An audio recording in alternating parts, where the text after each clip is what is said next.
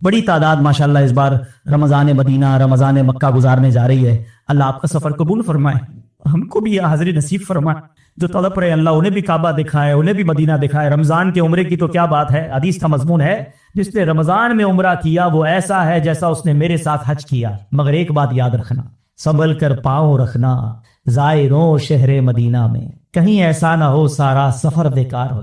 ہمارا ایک پرابلم ہے, وہ پرابلم ہم سمجھ نہیں رہے. وہ پرابلم یہ کہ ہماری عادتیں تو ہے نا بری, جس کے جھوٹ بولنے کی عادت ہے, جس کو غیبت کرنے کی عادت ہے, معاذ اللہ جس کی زبان پر گالیاں ہیں, جس کو آنکھوں سے حرام دیکھنے کی عادت ہے, موبائل فون میں سارے پیج لائک کیے ہوئے ہیں, سارے گروپوں میں شامل ہے, روز پتہ نہیں کیا کیا نگاہوں کے سامنے آ رہا ہے. تو یہ ساری عادتیں لے کر جو مکے میں پہنچے گا تو ایسا تھوڑی کہ فلائٹ اڑتے ہی عادتیں یہاں رہ جائیں گی.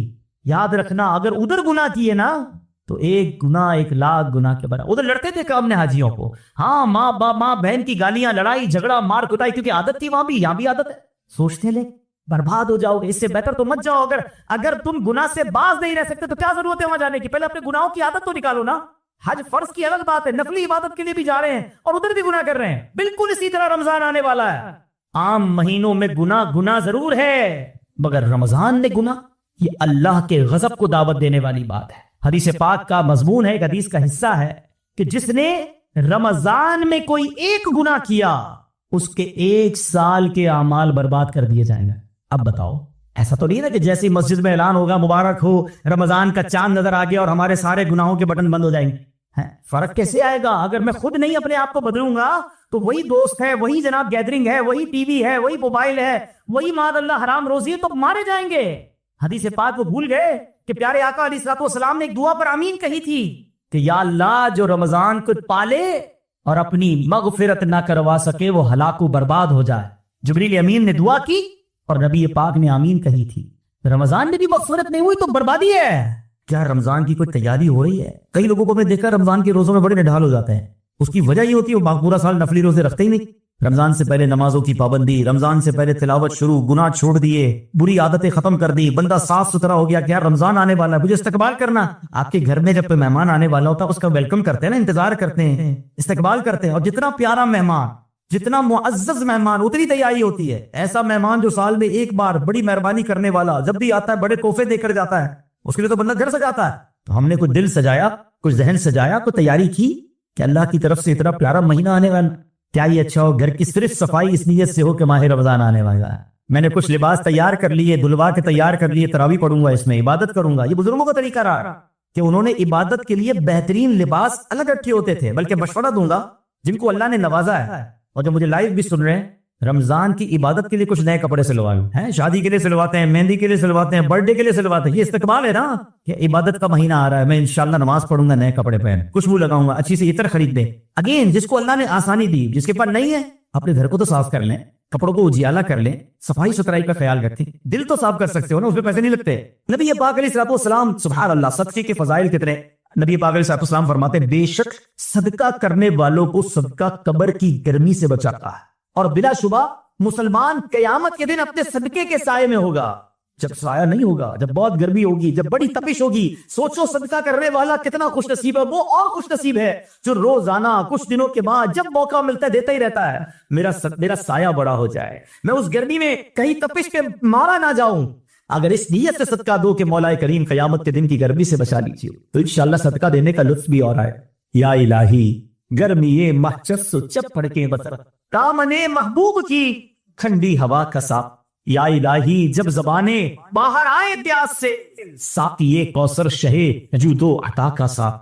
اے میرے بیچ اسلامی بھائیو, صدقہ دینے میں بڑی, جس کو کہنا خوشی دلی کے ساتھ آگے بڑھ کر ان موقعوں سے فائدہ اٹھانا چاہیے. صدقہ عمر میں اضافے کا بھی باعث بنتا. جی ہاں, بڑا کمال کا واقعہ ہے.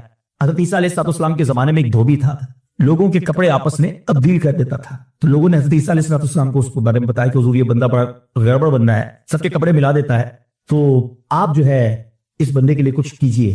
آپ نے اللہ کی بارگاہ میں اس کی ہلاکت کی دعا کر دی. وہ بندہ دھوبی اپنے معمول سے گھر سے نکلا, اس کے پاس 3 روٹیاں تھیں. ایک سائل آیا تو اس نے ایک روٹی اسے دے دی. سائل نے دعا دی, اللہ تعالیٰ تجھ سے آفات سماویہ یعنی آسمانی آفت سے تجھے بچا لے. دھوبی نے اس دعا سے بڑا متاثر ہوا, ایک اور روٹی دے دی. اس سائل نے دعا کی کہ اللہ تعالیٰ تجھے جملہ آفتوں سے محفوظ رکھ. اس نے تیسری روٹی بھی دے دی. تو دھوبی سے اس سائل نے دعا کی اللہ تعالیٰ تجھے توبہ کی بھی توفیق عطا فرمائے. اب ایک بڑا سانپ جو ہے اس کی گٹھڑی میں داخل ہو چکا تھا، کیونکہ اب اس کی ہلاکت کی دعا ہو گئی تھی. اس سانپ کی گویا قدرتی یہ ڈیوٹی لگائی گئی تھی کہ اس دھوبی کو کاٹنا ہے. جب دھوبی کپڑے لینے کے ارادے سے اس کو گٹھڑی کے اندر ہاتھ ڈالا تو فرشتے نے اس سانپ کو لوہے کی ایک لگام ڈال دی اور وہ دھوبی سلامتی کے ساتھ واپس آ گیا. دھوبی کو پتہ ہی نہیں چلا کیا ہوا ہے. لوگوں نے حضرت عیسیٰ علیہ السلام سے عرض کی کہ اے روح اللہ، دھوبی تو صحیح سلامت واپس آ گیا، آپ نے تو اس کی ہلاکت کی دعا کی تھی، آپ تو اللہ کے نبی ہیں. ذرا سنو. حضرت عیسیٰ علیہ السلام نے دھوبی کو بلایا، ذرا بتاؤ تم نے کون سی بھلائی کی ہے؟ کہتا 3 روٹیاں تھیں، تینوں اللہ کی راہ میں صدقہ کی، اور وہ مجھے فقیر جو تھا وہ ہاتھ اٹھا کر جھولیاں اٹھا کر دعائیں دیتا رہا. تو آپ علیہ السلام نے سانپ سے پوچھا کہ تم نے اسے قتل کیوں نہیں کیا؟ سانپ نے عرض کی اے اللہ کے نبی، اللہ عز و جل نے آپ کی دعا قبول فرما لی تھی اور مجھے اس کو ہلاک کرنے کے لیے بھیجا تھا. جب اس دھوبی نے سائل کو صدقہ دیا تو ایک فرشتے نے آ کر مجھے لوہے کی لگام ڈال دی. جب لوگوں نے بات سنی، دھوبی نے یہ بات سنی، اسے بڑا تعجب ہوا کہ اتنا گناہگار، میں لوگوں کو اتنی تکلیف پہنچانے والا، صرف ایک نیکی کی اور مجھے آفت سے بچا لیا گیا. اس دھوبی نے توبہ کر لی کیونکہ اس سائل نے توبہ کی بھی دعا کی تھی. تو پتہ یہ چلا آفتوں سے بچنا چاہتے ہیں، مصیبتوں سے بچنا چاہتے ہیں. آج کل تو کرونا وائرس کا زمانہ ہے، بلاؤں کا زمانہ ہے. ارے اس میں تو زیادہ صدقہ دینا چاہیے، اپنے نام کا بھی، بچوں کے نام کا بھی، فیملی کے ہر فرد کے نام پر صدقہ نکالتے رہیں. تو یا اللہ صدقے کی برکت سے ان بلاؤں، ان وباؤں سے بچانا. ارے وباؤں سے، بلاؤں سے، آنے والی مصیبتوں سے صدقہ کیسے بچاتا ہے کہ سنیے، ایک شخص سیدنا ابو ہریرہ رضی اللہ تعالیٰ عنہ کی بارگاہ میں حاضر ہوا.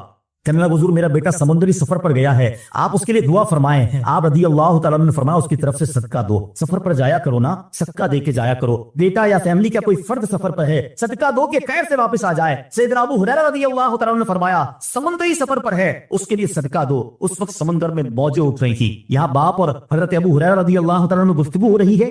این اسی وقت ادھر سمندر میں موجیں اٹھ رہی تھی، جہاز ڈوبنے کے قریب تھا. ادھر اس کے والد نے اللہ کی راہ میں صدقہ دیا اور وہاں کہنے والے کو کہتے ہوئے سنا گیا اے سواروں تمہارے لیے سلامتی ہے، بے شک اللہ تعالیٰ نے فدیہ قبول فرما لیا. بیٹا سفر سے واپس آیا، اپنے والد کو سارا واقعہ سنایا کہ جہاز موجوں میں تھا، قریب تھا کہ ڈوب جاتا، مگر پھر ایک ندا آئی کہ تمہارے لیے جو صدقہ دیا گیا ہے وہ قبول کر لیا گیا ہے. تو اے میرے بیچے اسلامی بھائیوں، میں نے آپ کو احادیث کی سنائی ہیں، آپ کو واقعات بھی سنا رہا ہوں کہ صدقہ بلاؤں کو ٹالتا ہے، صدقہ بیماریوں کو ٹالتا ہے. آپ نے نبی پاک علیہ الصلوۃ والسلام کی زبانی ایک خوبصورت واقعہ آپ کو سناتا ہوں. پیارے آقا علیہ الصلوۃ والسلام نے ہی یہ واقعہ صحابہ کرام کو سنایا. واقعہ کیا ہے؟ میرے آقا فرماتے ایک عورت کے منہ میں لقمہ تھا، کھانا کھا رہی تھی، ہاتھ میں لقمہ اور منہ میں ڈالی. اتنے میں دروازے پر ایک سائل آیا. وہ عورت کیسی توکل والی، کیسی صدقہ دینے والی، کتنا اللہ کی راہ میں خرچ کرنے والی تھی کہ وہ لقمہ اس نے منہ سے روکا اور سائل کو دے دیا کہ یہ کھا لے، میں بھوکی تھی، یہ بیچارہ غریب ہے، دے دیا. چھوٹی سی بات تھی. ایک لقمہ کیا ہوتا ہے؟ کچھ لوگ یہ کہتے ہیں پیسے تھوڑے جیب میں، 5 10 15 روپے 50 روپے 100 روپے کے صدقے سے کیا ہوگا، میں تو خود غریب ہوں. سنو، ایک ہی لقمہ تھا نا، دیگ نہیں تھی بریانی کی، ایک لقمہ تھا. اور یہ واقعہ سرور کائنات علیہ الصلوۃ والسلام اپنے صحابہ کو سنا رہے. فرمایا وہ لقمہ اس عورت نے روکا اور فقیر کو دے دیا. اب اس عورت کے کچھ عرصے بعد بچے کی ولادت ہوئی. بچہ تھوڑا سا بڑا ہوا، باہر پہ ماں کے ساتھ چلنے لگا، گھومنے پھرنے لگا. تو باہر گیا تو ایک بھیڑیا آیا اور بھیڑیا آ کر اس کے بچے کو اس نے منہ سے پکڑا اور بھاگ گیا. ماں پیچھے بھاگ رہی، میرا بیٹا، میرا بچہ، اور بھیڑیا آگے بھاگ رہا. اللہ اکبر. اللہ تبارک و تعالی نے ایک فرشتے کو حکم دیا کہ بھیڑیے کے پیچھے جاؤ، اس کے منہ سے بچہ چھین کر لاؤ اور اس کی ماں کے حوالے کر دو، اور ماں کو کہہ دینا اللہ عز و جل نے تم پر سلام بھیجا ہے اور فرمایا ہے کہ یہ لقمے کے بدلے لقمہ ہے. بات آئی سمجھ میں؟ اپنا لقمہ جو تم نے میری راہ میں دیا تھا، بھیڑیے کے لقمے سے تمہارے بیٹے کو بچایا ہے تمہارے رب نے، اللہ نے سلام بھیجا ہے. اے میرے بیچے اسلامی بھائیو، یہ حدیث بتا رہی ہے کہ گناہ، نیکی جو تھوڑی سی بھی ہو نا، وہ ضائع نہیں کی جاتی، وہ اللہ کے یہاں محفوظ ہے. جمعے کے خطبے میں ایک حدیث سنتے ہیں، البر لا یبلا والذنب لا ینسا والدیان لا یموت. سن لو، نیکی پرانی نہیں ہوتی، گناہ بلایا نہیں جاتا، اور فیصلہ کرنے والا جو رب عز و جل ہے اسے موت نہیں آتی ہے. اب ہمیں سوچنا ہے کہ ہم نیکی کر بھی رہے ہیں کہ نہیں، کہ گناہ کر کر کے اپنے اکاؤنٹ کو بھری جا رہے ہیں. کہ چھوٹے چھوٹے صدقے جب موقع ملے، ماشاءاللہ ہم جمعہ پڑھنے جاتے ہیں، کل بھی جائیں گے مسجد میں، ہم نے دیکھا ہوگا مسجد کا ڈبہ آتا ہے سامنے، کچھ نہ کچھ ڈال دیا کرو اس نیت کے ساتھ، یار تھوڑے اور جمع کرا دو اپنی آخرت میں، تھوڑے اور پیسے جمع کرا، تھوڑے اور آگے چلے جائے. اور یہ میں ایسے خود نہیں کہہ رہا، سبحان اللہ. میں آپ کو بڑی خوبصورت 2-3 حدیثیں سناتا ہوں. پہلے تو یہ سمجھیے کہ آج کل دنیا میں میں اور آپ یہ چاہتے ہیں کہ ہمارے جو پیسے ہیں نا سیکیور رہے. آج کل بڑا عجیب معاملہ ہے، اچانک آگ لگ جاتی ہے، کسی کے پیسے چوری ہو جاتے ہیں، لوگ پریشان رہتے ہیں، سیکیورٹی مل جائے. ٹھیک ہے، تو میں آپ کو ایک حدیث سنانے جا رہا ہوں. نبی پاک علیہ الصلوۃ والسلام فرماتے ہیں، اللہ کے حبیب علیہ الصلوۃ والسلام فرماتے ہیں کہ رب عز و جل فرماتا ہے، یعنی یہ حدیث قدسی ہے. اللہ فرماتا ہے اے ابن آدم، اپنے خزانے میں سے میرے پاس کچھ جمع کر دے. اپنے پیسوں میں سے کچھ پیسے میرے پاس جمع کر دے. میں حدیث کا خلاصہ عرض کر رہا ہوں. نہ جلے گا، نہ ڈوبے گا، نہ چوری کیا جائے گا. سنو کیسی سیکیورٹی ہے. انشورنس آج کل لوگ کراتے ہیں جس میں بعض اوقات حرام انشورنس ہوتی ہے. میں آپ کو سبحان اللہ ایک ایسی گارنٹیڈ مدنی انشورنس بتا رہا ہوں کہ رب فرما رہا ہے، اللہ فرما رہا ہے اپنا مال میرے پاس جمع کرا دے. نہ جلے گا، نہ ڈوبے گا، نہ چوری ہوگا. اور اللہ فرماتا ہے میں اس وقت تجھے پورا بدلہ دوں گا جب تو اس کا زیادہ ضرورت مند ہوگا. کون سا وقت ہوگا وہ؟ قیامت کا دن، جب بچہ ماں کے پاس جائے گا نا، ماں ایک نیکی دے دے، ماں پھنس گیا ہوں ایک نیکی چاہیے. ماں اس ایک نیکی میری بیٹے کی مدد نہیں کرے. ماں جائے گی اولاد کے پاس کہ بیٹا میرا گناہ لے لو. اولاد کہے گا ماں سے کہ نہیں میں تمہاری مدد نہیں کر سکتا. باپ بیٹے کی ہیلپ نہیں کرے گا. ایسا حال. مگر کون حامی ہوگا؟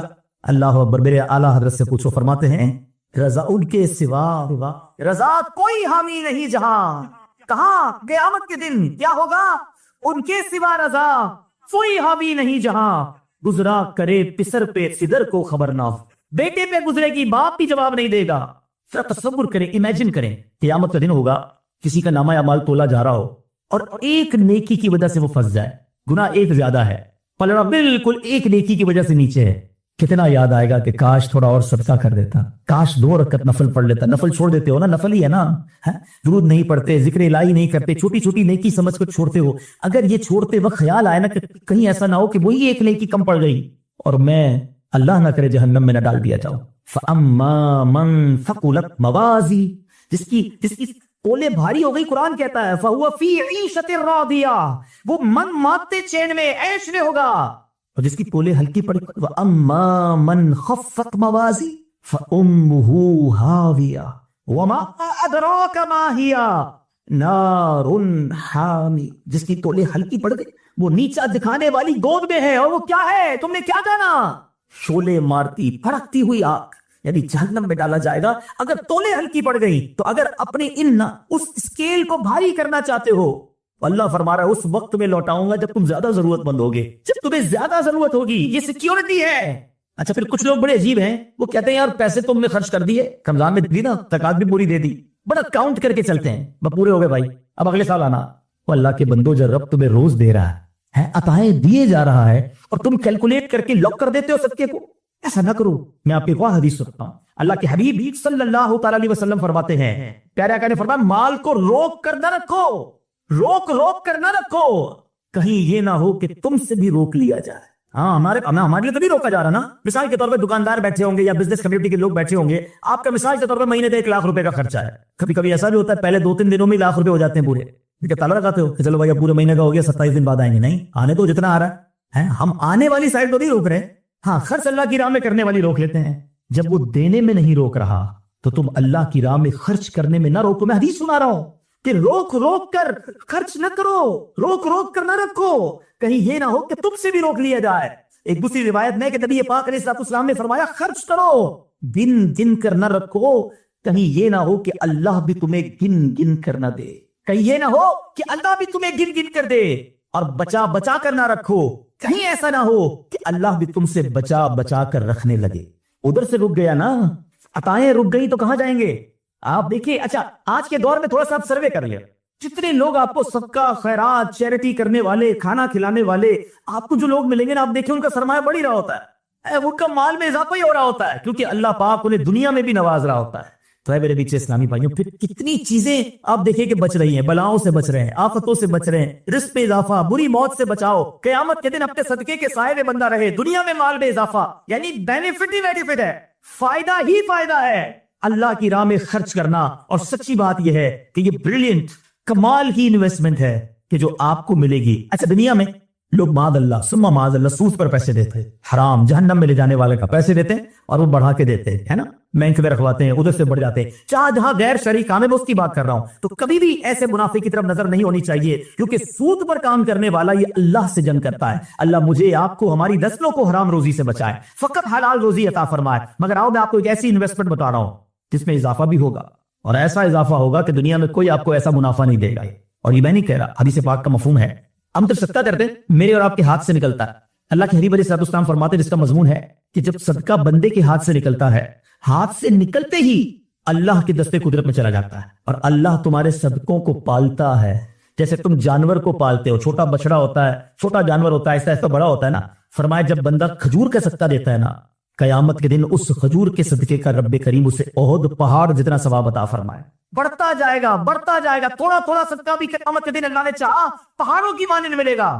تو میں آپ سے پوچھتا ہوں کہ آخرت کے اکاؤنٹ میں کیا جمع کروایا؟ لوگ کہتے ہیں میں نے فلاں جگہ سیف ڈپوزٹ کرائی ہوئی ہے، فلاں جگہ انویسٹمنٹ کی ہوئی ہے، فلاں پراپرٹی لی ہوئی ہے، اس کا ریٹ بھی بڑھ رہا ہے، ادھر سے کرایہ آ رہا ہے، سونا لے کے رکھ لیا اس کا ریٹ بڑھ رہا ہے، جناب ڈالر رکھنا چاہیے۔ عجیب عجیب پلاننگ ہے، کس لیے؟ دنیا کے لیے۔ ادھر کے لیے کوئی اکاؤنٹ کھولا نہیں کھولا۔ آخر میں آپ کو لاجیکلی ایک چوک کرنے والا واقعہ سناتا ہوں، پھر انشاءاللہ کنکلوژن کی طرف آتے ہیں کہ ایک ملک تھا، اس میں بڑا نرالا کمپٹیشن، امیزنگ، حیرتناک۔ بادشاہ تو بادشاہ ہوتے ہیں، مرضی جو ان کی کریں۔ بادشاہ نے اعلان کر دیا جناب پورے ملک میں چیک کرو سب سے بڑا بے وقوف کون، اس کو تحفہ دیں۔ عقل مندوں کے مقابلے تو سنے تھے، بے وقوف کا مقابلہ چلے جا، شروع ہو گئے مقابلے۔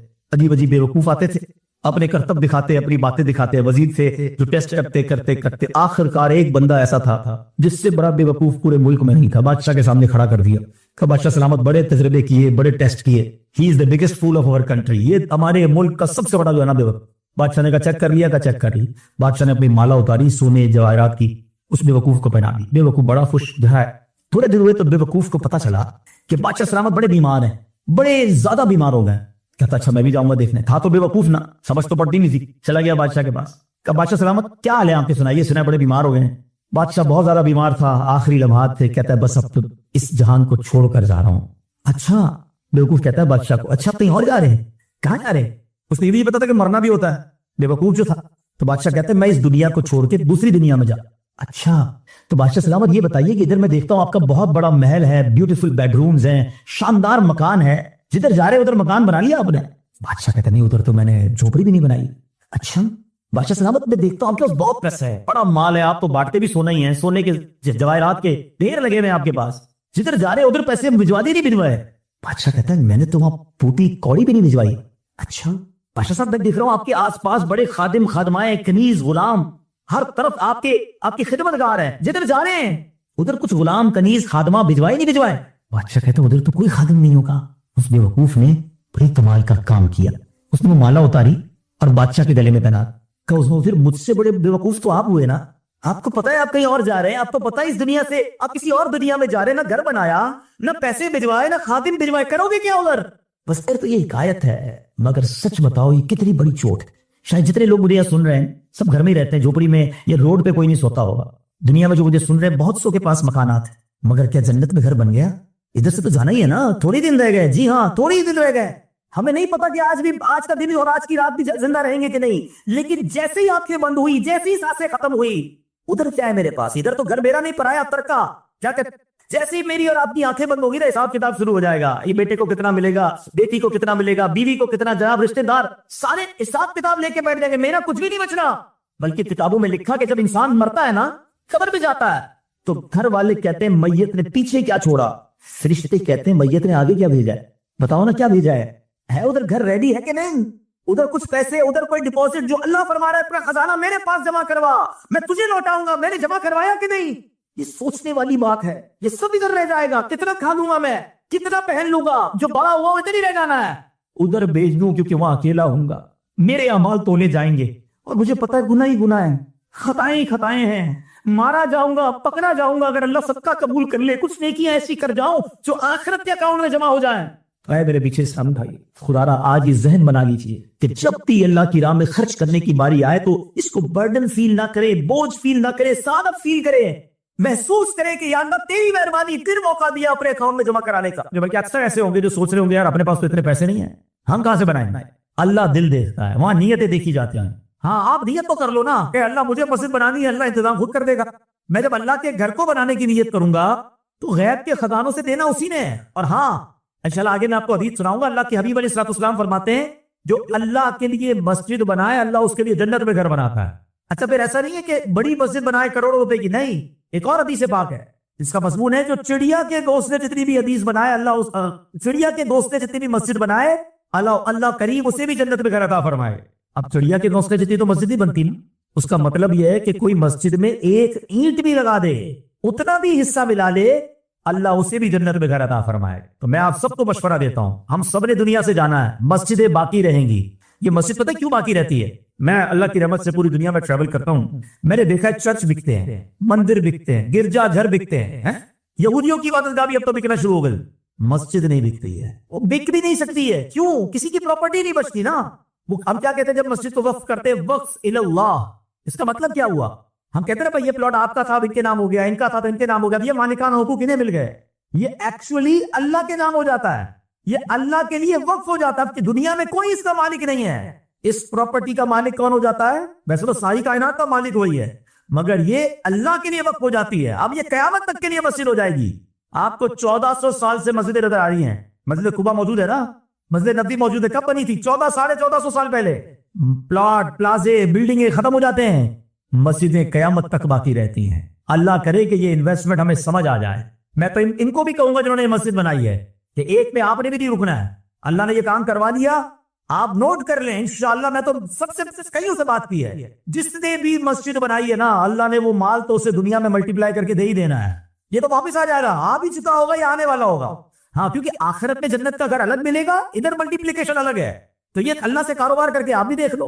اور سبحان اللہ، میں ایک اور مشورہ دیتا ہوں کہ جب دعوت اسلامی والے مسجد بنائے نا، تب تو سبحان اللہ آپ نے سمجھنا یہ لاٹری لگ رہی ہے. کیونکہ دعوت اسلامی والے مسجد ہی بناتے، ثواب کی پوری فیکٹری لگاتے ہیں. ابھی میں ان سے مشورہ کر رہا، دیکھیں ابھی تو آج پہلی نماز ہوئی ہے نا، ہم نے پتا کیا سوچنا شروع کر دیا ہے؟ بیسمنٹ میں کیا ہوگا؟ انشاءاللہ ہم پلان کر رہے ہیں کہ بیسمنٹ میں ہماری اسلامی بہنوں کا اجتماع ہوگا. بیسمنٹ میں اسلامی بہنوں کا جامعۃ المدینہ لگے گا، یعنی نیچے خواتین کی ثواب کی فیکٹری لگ جائے گی. یہاں انشاءاللہ نمازیں ہو رہی ہوں گی. اللہ نے چاہا اس کی سیکنڈ تھرڈ فلور پہ جا کے ہم انشاءاللہ یہاں کے بچوں کے لیے جو درس نظامی کی کلاسیں ہیں، اور بھی ہو سکتے ہیں بہت سارے کورسز ہم ڈیزائن کریں. ورنہ نارملی مسجد تنتی نماز ہو رہی ہوتی ہے، یہاں درس شروع ہو جائے گا، یہاں مدرسۃ المدینہ بالغان شروع ہو جائے گا. اللہ نے چاہا یا قافلے آنا شروع ہو جائیں گے. رمضان چل رہا ہے، آخر میں اعتکاف شروع ہو جائے گا. تھوڑے دنوں بعد ہو سکتا ہے یا کوئی کورس اناؤنس ہو جائے کہ جناب 3 دن کا کورس ہے، آئیے عبادت کرتے ہیں، کورس سیکھتے ہیں. تو بنانے والوں کے تو وعدے نیارے ہو گئے نا کہ ہر وقت ثواب کا میٹر جاری ہے. تو دعوت اسلامی والے جب مسجد دنیا میں کہیں بنائے، میرا آپ کو مشورہ ہے کہ وہ آپ کے پاس آئے نہ آئے، آپ خود آگے بڑھیں کہ یار تھوڑا حصہ میرا بھی ملا لو، جائے میری ماں کے نام پر، میرے والد کے نام پر، آپ کی مہربانی مجھے پارٹنر بنا لو، کیونکہ یہ قیامت تک ثواب چلتا رہے گا اور مجھے بھی اس کا ثواب ملتا رہے گا. اللہ ہماری دعوت اسلامی کو سلامت رکھے. اس مسجد کو بنانے والوں کو سچ پہنچ گئی. یہ کیسا بندہ ہے؟ عرض کیا گیا یہ وہ شخص ہے جس میں 3 صفات ہیں. اب غور کیجئے گا، یعنی آپ سوچیں جس کا مقام عرش الہی کے نور تک پہنچنا ہو. ٹھیک ہے، آپ سمجھیے، پہلے میں آپ کو سمجھاتا ہوں یہ سٹیٹس کیا ہے. ہمارے شریعت میں ہے کہ مسلمانوں کی روحیں جو ہیں وہ مختلف مقامات پر رہتی ہیں. جیسا اس کا رتبہ، جیسا اس کی زندگی کے اعمال، ویسا اس کی روح کو مقام ملتا ہے. بعض لوگوں کی روحیں قبروں میں رہتی ہیں، بعض لوگوں کی روحیں جو ہے زمزم شریف کے کنویں میں رہتی ہیں. بعض مرحومین وہ ہوتے ہیں جن کی روح زمین و آسمان کے درمیان ہوتی ہے. کسی کی پہلے آسمان، کسی کی دوسرے، کسی کی تیسرے، چوتھے، پانچویں، چھٹے، ساتویں آسمان. جیسا مرتبہ ایسا اس کی روح کو عروج ملتا. اور بعض کی آسمانوں سے بھی بلند، بعض روحیں عرش کے نیچے قندیلوں میں رہتی ہیں، بعض کی اعلیٰ علیین میں رہتی ہیں. ہم اللہ سے دعا کرتے ہیں اللہ ہم جب دنیا سے جائیں ہماری روح کو اعلیٰ علیین میں جگہ عطا فرما. اب یہ سنت کا بہت پیارا شعر ہے نا، آئیے مل کے پڑھ لیتے ہیں. میں یا رب اسے دینا جگہ، روح چل دے جب نکل کر بے کسو مجبور کی. اب سوچئے کہ یہ بندہ کیسا ہے کہ عرش کے نور میں لپٹا ہوا ہے. تو 3 اس کی خصلتیں. اب غور کر لیجئے یہ 3 عادتیں کتنی کمال کی، اور ہم ان عادتوں کو اپنا رہے ہیں یا نہیں اپنا رہے. تو آج اتنی مبارک رات، خوشی کی رات، میرا ایک ماننا ہے کہ آپ کے یا میرے گھر کا افتتاح ہو یا میرے کاروبار کا افتتاح ہو اور پہلا دن ہو، میں نے دیکھا ہے فرسٹ ڈے کاروبار کا افتتاح کرنے والے بھی ڈسکاؤنٹ دیتے ہیں، کہتے ہیں سارے گیسٹ آج خوش ہو کر جائیں، پہلا میرے گھر کا دن ہے، جو آئے مہمان کو میں اچھا کھلاؤں خوش کر کے بھیجوں. آج کس کے گھر کا افتتاح ہے؟ اللہ خالی ہاتھ نہیں لوٹائے گا. ہاں آج سمجھ لو مانگنے کی رات ہے. ہاں آج رحمتیں لوٹنے کی رات ہے. آج سب کو ملے گا، کیونکہ قریب کے گھر کا افتتاح ہے نا. آج دنیا والے کے گھر کا افتتاح ہو، اس کے کسی کاروبار کا افتتاح ہو، وہ آنے والوں کو نوازتا ہے. تو میں تو قریب کے گھر میں آیا ہوں، خالی ہاتھ کیسے جاؤں گا؟ تو آج اچھی نیتیں کر کے جانا ہے. تو اب یہ 3 کام یاد کر لیں. کیا فرمایا؟ اس کی 3 خصلتیں. نبی پاک کو عرض کیا جائے حضور یہ 3 کام کرتا تھا. اس کی زبان ہمیشہ ذکر الہی سے سر رہتی تھی. نمبر 2، اس کا دل مسجد ہی میں لگا رہتا تھا. اور نمبر 3، اس کی وجہ سے کبھی اس کے والدین کو برا بھلا نہیں کہا گیا ہے. اب غور کیجئے یہ 3 اوصاف ہمارے اندر ہیں کہ نہیں؟ کیا ہم ذکر الہی کرتے ہیں؟ کیا ہماری زبان ذکر و درود سے تر ہوتی ہے؟ آج کتنے کتنے دن گزر جاتے ہیں ہم ذکر الہی نہیں کرتے ہیں. آپ کو پتا ہے سب سے افضل ذکر کیا ہے؟ حدیث پاک میں فرمایا افضل الذکر لا الہ الا اللہ. اچھا تمنا ہم سب کی ہے کہ مرتے وقت ہم سب کو کلمہ نصیب ہو، لیکن اگر میں آپ سے پوچھوں کہ آج پورے دن میں کتنی بار کلمہ پڑھا ہے، پچھلے پورے ہفتے میں کتنی بار کلمہ پڑھا ہے، سوچے نا. مرتے وقت کلمہ چاہیے، زندگی میں کوئی کلمہ پڑھنے کے لیے تیار نہیں. فضول باتیں گھنٹوں کروا لیں، اتنی بحث کرتے لوگ دنیا بھر کے، عجیب عجیب ریٹ معلوم کر رہے ہیں. آج کا سونے کا دام یہ بہت سونا ہائی جا رہا ہے. ڈسکس کیا ہو رہا ہے؟ گولڈ ڈسکس ہو رہا ہے. بھائی تم کو لینا ہے کچھ گولڈ؟ لینا وینا نہیں، ایسی چیک کر پا اتنا ٹائم ہے. آج پیٹرول کا دام یہ، انٹرنیشنل اسٹاک ایکسچینج یہ. بھائی کیا کرنا ہے اس کا جس کا فائدہ کوئی نہیں؟ اتنی دیر کلمہ پڑھ لیتے ہیں نا بھائی، اتنی دیر دودھ بات پڑھ لیتے، اتنی دیر کوئی اور اللہ کا ذکر کر لیتے. ذکر الہی نہیں کرنا، باتیں کروا لو گھنٹوں. چائے کے ہوٹل پر بیٹھیں گے 1 گھنٹے تک چائے پوری نہیں ہوگی. ٹائم بہت ہے، ٹائم نہیں ہے تو ذکر الہی کا ٹائم. اللہ قرآن میں سنو کیا فرماتا ہے. اللہ کے حبیب، اللہ کے پیارے کلام میں اللہ فرماتا ہے یا ایھا الذین آمنوا اذکروا، یا ایھا الذین، اللہ الحمدللہ اللہ اکبر. کتنی دیر لگی؟ 10 سیکنڈ میں لگے. ٹھیک ہے، 10 سیکنڈ میں کتنے پیسے کما لیتے ہو بھائی؟ کبھی سوچئے گا. جتنا بھی بڑا آپ کا کاروبار ہے، آپ مہینے کا کروڑ روپے کماتے ہو، ملٹیپلائی کریں، ڈیوائڈ کریں، 10 سیکنڈ میں کتنے بناتا ہوں؟ چند روپے بنیں گے، مشکل سے شاید چند روپے بھی نہیں بنیں گے. لیکن ہم سب نے، اللہ قبول فرمائے، تو ہم سب نے یہاں بیٹھے بیٹھے کیا کما لیا؟ میرے نبی علیہ السلام کے سچے وعدے ہیں جو ایک بار سبحان اللہ کہے اس کے بھی جنت میں درخت لگا دیا جاتا، ایک بار الحمدللہ کہے جنت میں درخت، ایک بار اللہ اکبر کہے جنت میں درخت لگ جاتا ہے. مگر ذکر الہی نہیں کرتے. اگر ہمیں کوئی کہے کہ جناب آج رمضان اسکیم آ رہی ہے کہ جو جتنی بار سبحان اللہ کہے گا اتنے 1000 روپے ملیں گے، جتنی بار الحمدللہ کہے گا اتنے 1000، ایک درود پاک پر 1000، ایک کلمہ پاک پر 1000. سچ بتاؤ کیا ہوگا؟ لوگ کہیں گے موبائل بند، 30 ڈیز کچھ کام نہیں کروں گا، تسبیح ہوگی اور میں ہوں گا. یار دنیا کے پیسے کے لیے ہم تیار ہو جائیں اور ہر سبحان اللہ پر جنت کا ایک درخت ہے، ہم تو تیار میں ہوتے ہو تو پلیز یہ غور کیجئے کہ وہ نور، عرش کے نور میں لپٹا ہوا شخص کون تھا جس کی زبان ذکر الہی سے تر رہتی تھی. اور ذکر الہی کا ایک اور انداز کیا ہے کہ ہم اپنی باڈی کا بھی ذکر کریں. پتہ ہے پوری باڈی ذکر کب کرتی ہے؟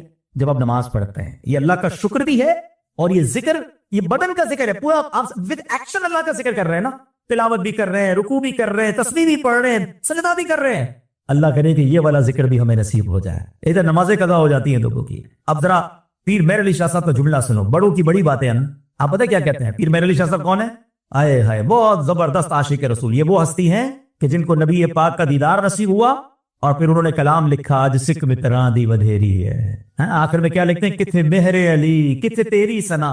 اب یہ وہ مہر علی کہتے ہیں. سنو پیر مہر علی شاہ صاحب کہتے ہیں کہ جانور تو شرعی احکام کا پابند نہیں ہے نا، اس پر تو کوئی شریعت لاگو نہیں ہوتی، مگر آپ فرماتے ہیں کہ حلال جانور بھی ہو، اگر اس پر چھری پھراتے ہوئے اللہ کا نام نہ لیا جائے تو وہ جانور حرام ہو جاتا ہے. غور کرو، جانور شریعت کا پابند نہیں ہے، اس کا دم ذکر اللہ کے بغیر نکل جائے تو وہ حرام ہو جاتا ہے. تو جس کی ہر سانس شریعت کی پابند ہے، ہم انسان ہیں نا، ہم تو مسلمان، ہم تو شریعت کے پابند ہیں نا، اگر یہ سانس ذکر الہی کے بغیر نکل جائے تو اس کا فائدہ کیا ہوگا؟ کیسی نساز دی اس کا، وہ جو خون نکل رہا ہے، اس کا جو دم نکل رہا ہے، اگر اس کو اللہ کا ذکر نہ لیا وہ حرام ہو گیا. ہمارا تو دن رات ذکر الہی کے بغیر چل، فکر ہی کوئی نہیں. اے میرے پیارے اسلام بھائی، پلیز رمضان آ رہا ہے، بی پریپیئر. خدا کی قسم یہ اللہ کا بہت بڑا انعام ہم پر ہونے جا رہا ہے. ہم اللہ سے اس کے آج گھر میں افتتاح کی پہلی رات دعا کرتے ہیں، اللہ بے خیر سے رمضان نصیب کیجیے مالک. رمضان سے پہلے ہم دنیا سے نہ جائیں، اور اللہ رمضان بھی صحت و عافیت کے ساتھ عطا کرنا. اللہم بلغنا رمضان بالصحت والعافیہ. اور میرے مولا یہ رمضان ہماری زندگی کا یادگار رمضان بنا، اس میں ہم خوب عبادتیں کریں، اے اللہ خوب نمازیں پڑھیں، کوئی روزہ قضا نہ ہو جائے، ساری تراویحاں پڑھنا میرے پیارے اسلامی بھائیو. یہ لاٹری ہے ہماری، ہمیں اندازہ نہیں ہے. سچ بتاؤں رمضان بخشوانے آ رہا ہے. نبی پاک کی ایک حدیث رمضان کی فضیلت کے لیے کافی ہے. میرے آقا فرماتے ہیں اگر میری امت کو معلوم ہوتا کہ رمضان کیا ہے وہ تمنا کرتے کہ سارا سال ہی رمضان ہو. مولا علی بتا کیا فرماتے، شیر خدا کرم اللہ تعالی وجہ الکریم، فرمایا اگر اللہ کو اس امت کو عذاب دینا ہوتا نا تو اس امت کو سورہ اخلاص اور رمضان عطا نہ فرماتا. اس کا مطلب عذاب سے بچانے والے یہ قرآن کو پکڑ لو، رمضان کو تھام لو، رمضان کی برکتیں لوٹتی ہیں. مگر ادھر لوگوں نے رمضان کو کچھ اور بنایا ہوا ہے.